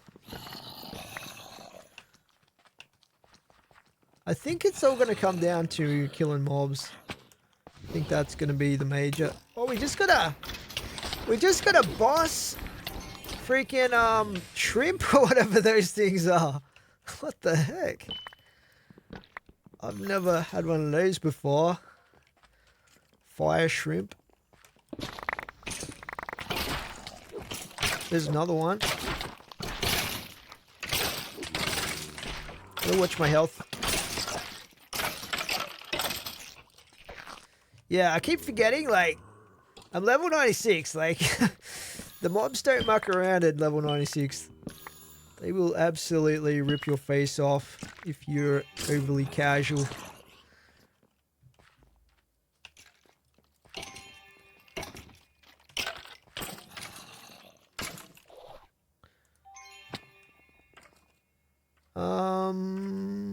Alright, we want to go that way, I guess. We will probably end up hitting the edge of the vault pretty soon. I think we'll be okay with the completion. It's not going to be super easy, but it's going to be comfortable, I would say. Unless something disastrous happens. We haven't even found an ore room yet.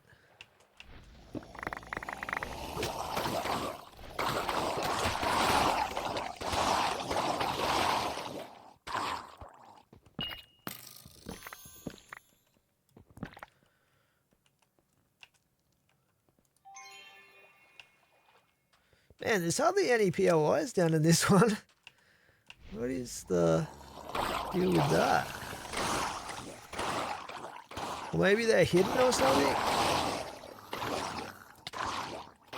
Oh, here we go, a little bit of ore. I did want to try this out. Okay, ore is really good. Ore is really good.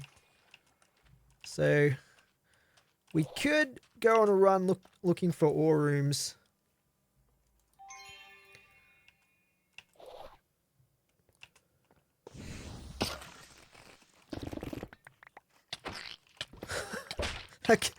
Coconut crab was like, he was like a freaking face hugger or something.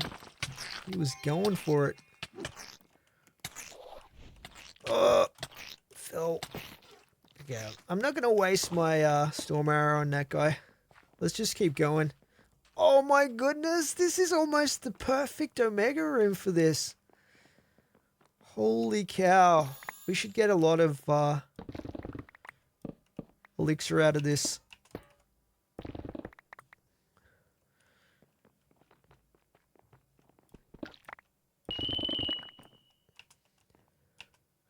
I've looted quite a few of these in my time by this point.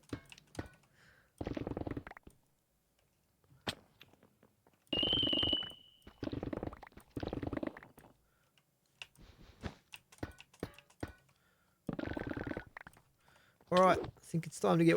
you follow me all the way? What the hell, dude?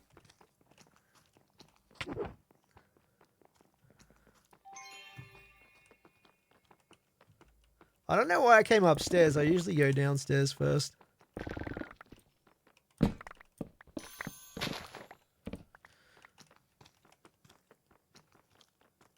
We might as well kill him anyway. Come over here, you. Get rid of these things.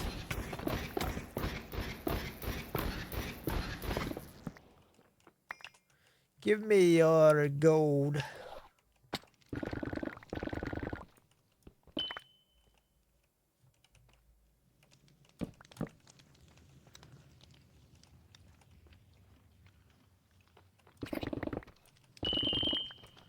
My paradox is like way juicier for these rooms, but I guess it's still like pretty good.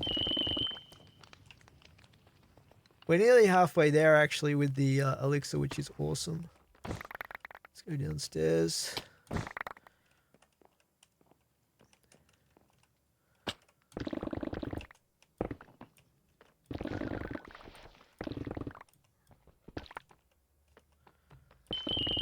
This is probably one of the juiciest rooms as well. There's just so many spots where the chests spawn.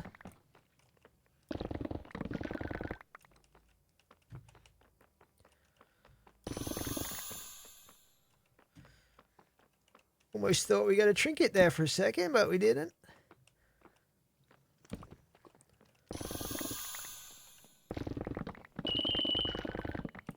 Very nice. Holy cow! If we get a couple of X marks rooms after this, then we'll pretty much be set.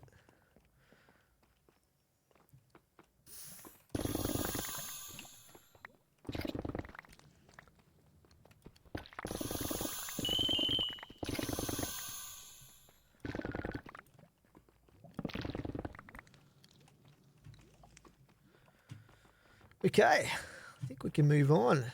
So yeah, we got a little bit more than half the elixir we needed from that one room. That's amazing.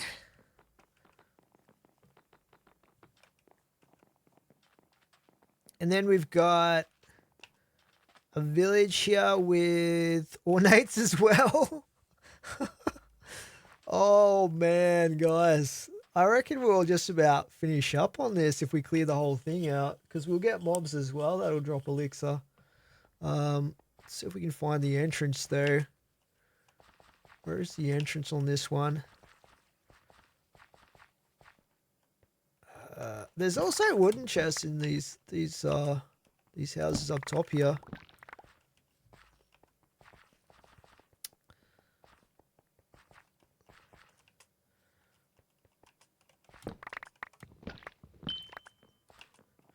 Okay, where is the actual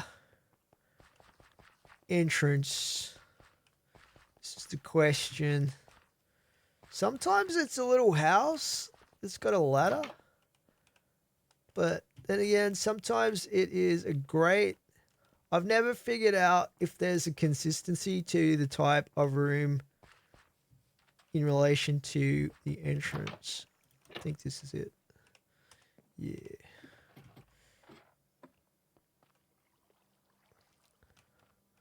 Okay, that's where we got to come back to. We'll go this way first.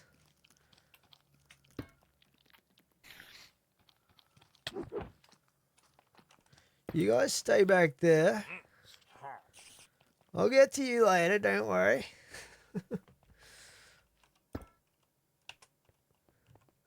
Oh, and I've got my new axe too. These should break super fast. Look at that. Because we got some crazy mining speed on that thing.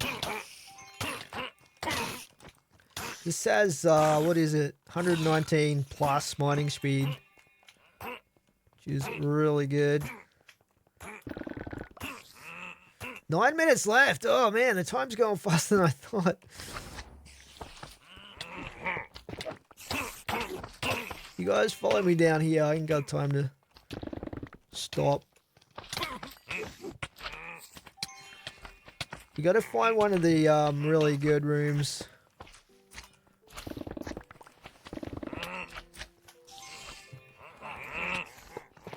I mean, I could just leave those spawners and just keep farming the mobs.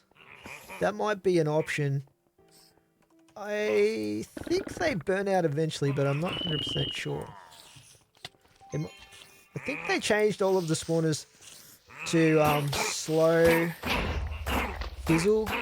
I don't think there's any permanent ones anymore.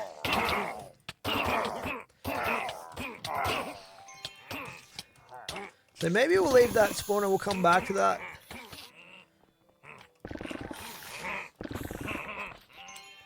I do want to get all the treasure rooms first though.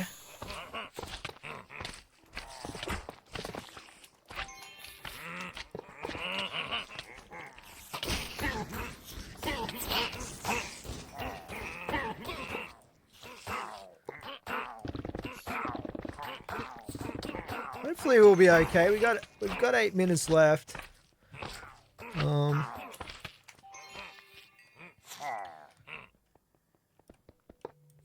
So if this wasn't a mistake coming in here. I wasted a lot of time just trying to find the way in. Let's go back this way.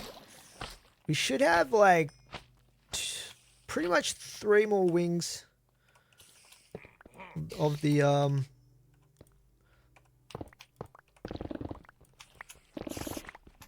dungeon here to explore.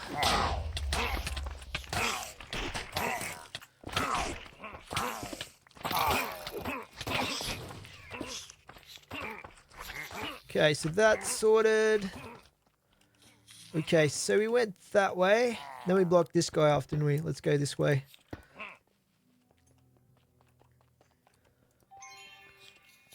Seven minutes left. Wait, I've been here already. Huh. Maybe this is a big loop or something.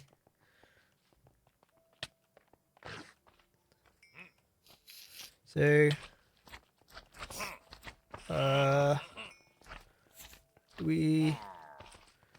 okay, now I'm a bit confused. There's got to be another stairway downstairs.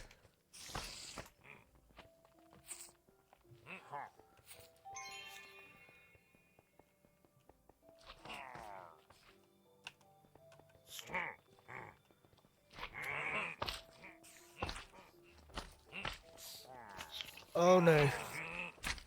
I can't afford to waste time like this.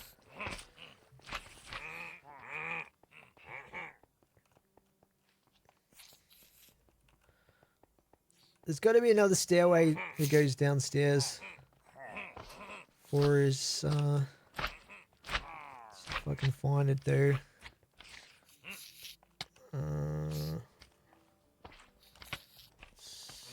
This goes up. So we've been that way. I've been that way. I'm pretty sure I've been that way. Okay, this must be it. Oh yeah, this looks good here. This is what we want. Very juicy.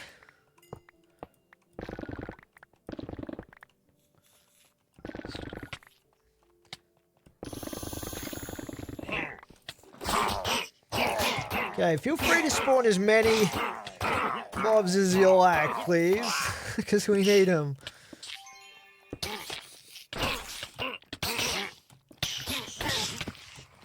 Gotta kill him quickly as well. We'll come back to that. I should get the rest of the chests because the chests are actually really juicy.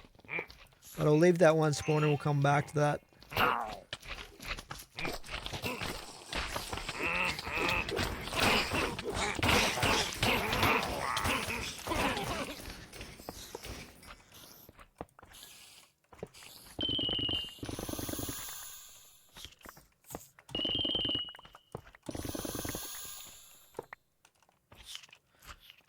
Uh, 4 minutes left. Oh my god, I'm starting to stress.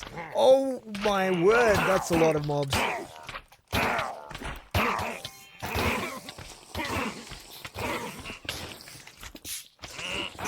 Oh, there's more than one spawner in here, that's why. Well, we can leave both of those spawners active and just kill stuff.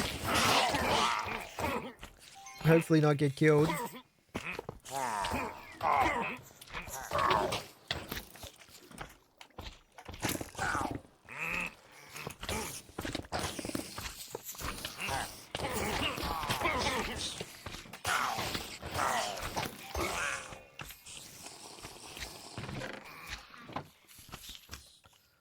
Oh, what did I do with my... There we go.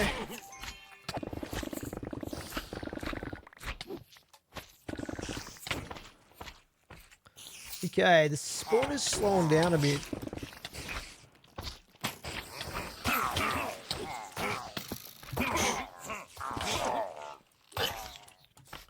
Okay, we'll just delete... Actually, we'll leave that there and we'll come back to that maybe. If we need to. Because I don't think the mob killing is the best way to get Elixir. I think it's going to be finding those last few chests, which are probably down this side.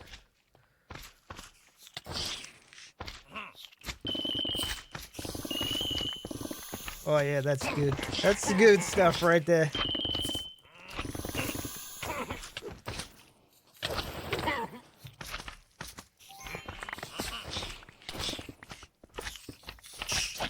These should give a ton of essence because these guys obviously multiply, so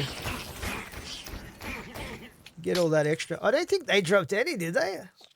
Didn't look like they dropped much. Because it depends on what type of mob they are.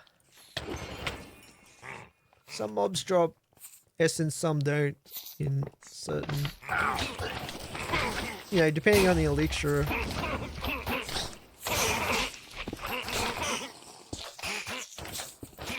Two minutes left.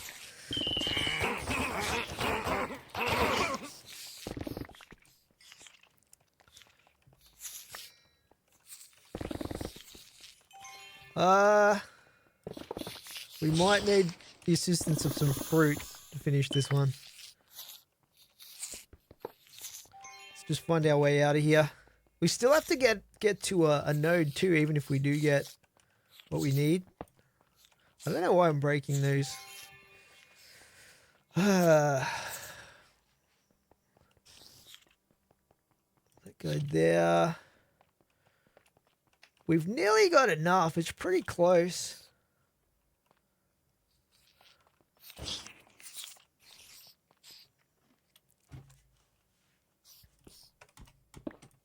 Last thing I need is to get stuck in a spider web. Let's go this way. We never got to the edge of the vault either. I don't think living chests were that fantastic.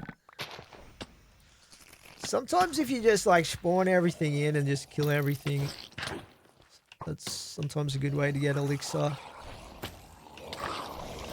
Those are not the kind of... I think the horde mobs were giving quite a lot. If we could kill a bunch of those guys, that would be super good.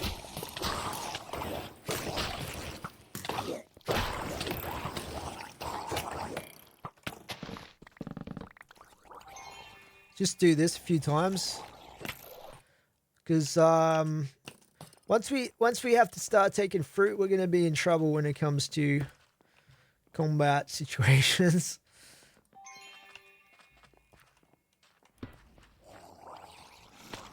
Oh, this is an ore, and this might be perfect, actually. Look at this. Oh my god, I forgot how good the ore was. Okay. You guys die, please.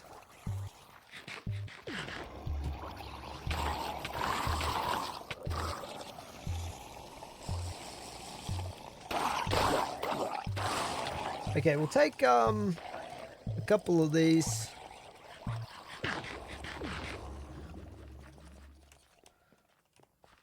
Just so I don't have to stress too much.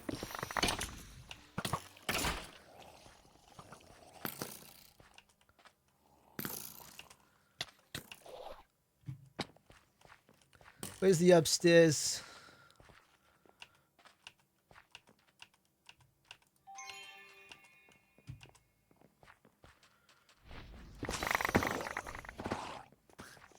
We're so close right now.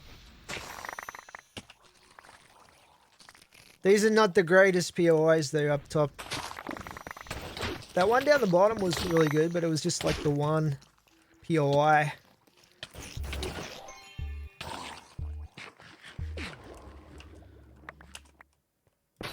Where did all those mobs go?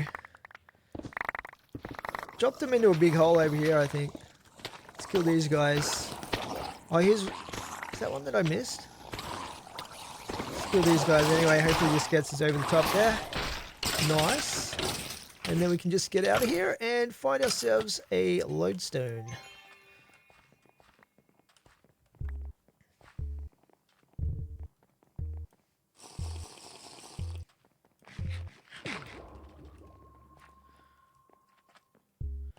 As luck would have it, there's no lodestone in here. I probably should have used that between rooms. Now I'm going to have to like visually spot one. Let's go back this way. Oh boy. Maybe this one wasn't so comfortable. After all, I thought it was going to be comfortable. It was not comfortable. A lodestone would be really great about now.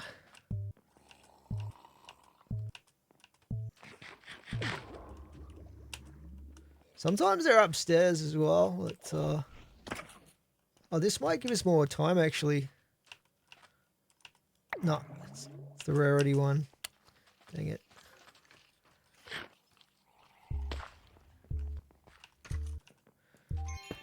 Starting to run out of health.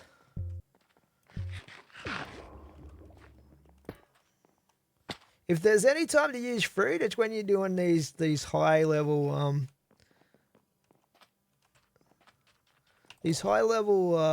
ascension runs.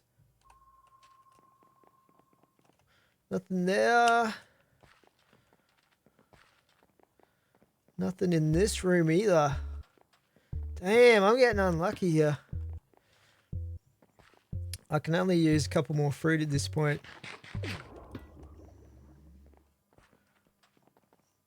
Oh, there we go. Thank goodness. I'm on 3 hearts. Holy cow. We did it though. I don't think we would have got that much loot. We might have got a bit of the loot from those, all of those ornate chests though. And we did level up to, I think we leveled up. We mustn't have quite got enough. We're very, very close to leveling up though.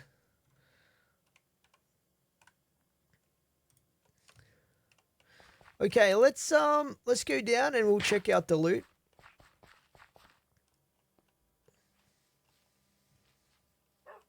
You can definitely notice the lag in my base now.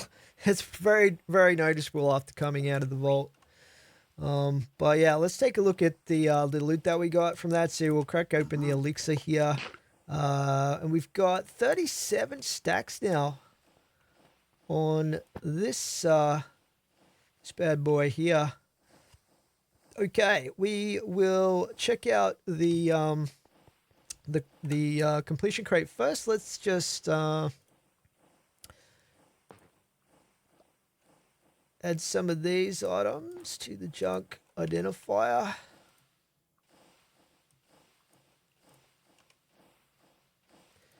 Yeah, the lag is kind of bad right now, actually. It's probably that Steam engine. Anyway, let's crack this open. Doesn't look like we got an artifact this time, but we did get some other stuff there.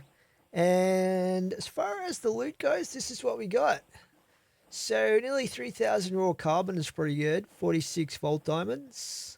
Got some mod boxes there to crack open as well. A bunch of focuses. Grab those out of there. Let's put those away.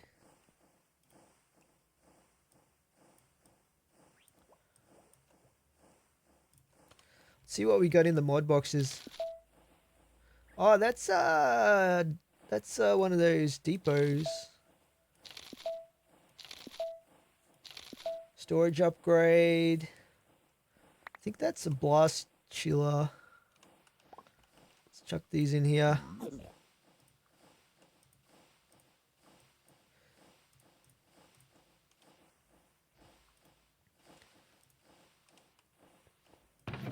Just recycle those. Okay, let's see what else we got here. So we got a few gems. We got one echo. That's interesting. Some moss blocks, a little bit of charcoal, which we'll definitely use. We got another treasure skull. I forgot about that. That's crazy good. The neuralizer is good as well. We'll actually be using that as soon as we finish our Wender reputation grind. Few of these. What else did we get here? And no inscription pieces because it was a modified crystal, but a mode of sanctity, that's really good as well. Very nice. Very nice indeed. I'll have to find a place for this treasure chest when we get around to crafting that. Just put these items away as well.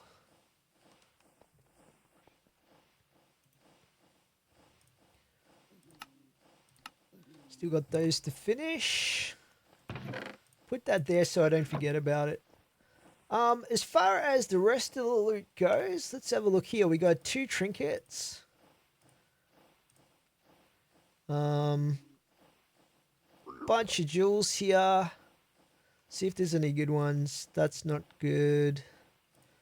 Get rid of that. That's okay. We'll keep that. Get rid of that. Get rid of that. Legendary trap disarm, 14%. The trouble with this is I don't think we're going to be able to get that down to a size 10.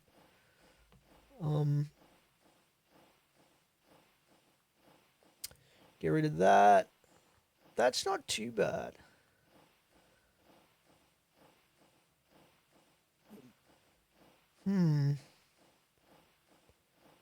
Probably get rid of that.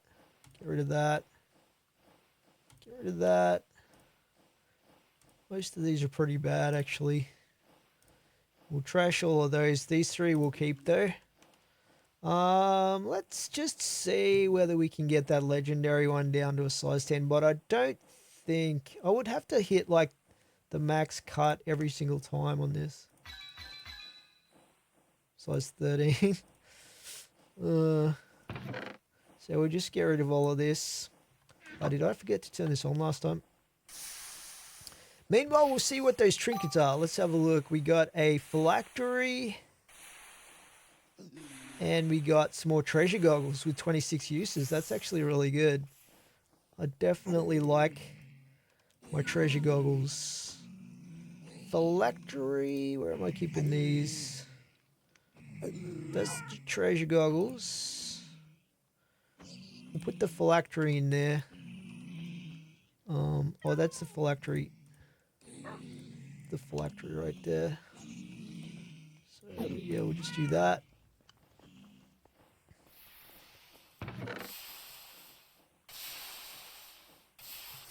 Okay, we do have some vault gear to check out as well. I don't know if we filled up a second backpack. Oh, it looks like we did. Okay.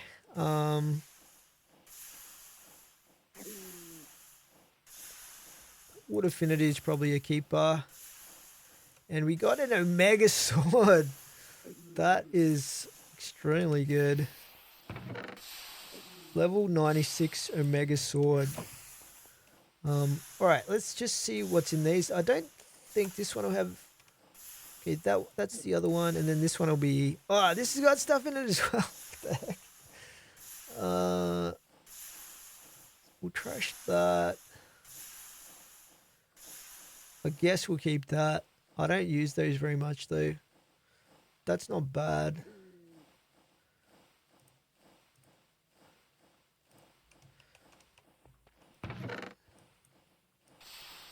Alrighty, let's identify these just to see if there's anything good. What did we get?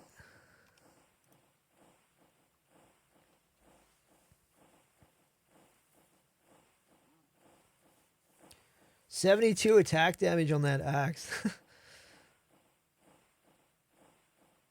Shame it's an axe. There's a Omega helmet with 3 prefixes.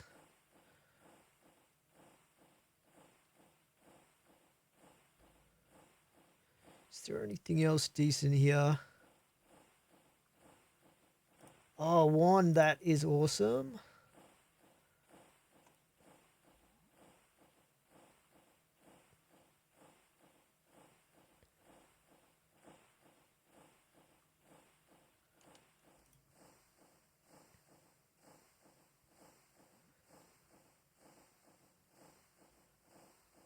Some boots.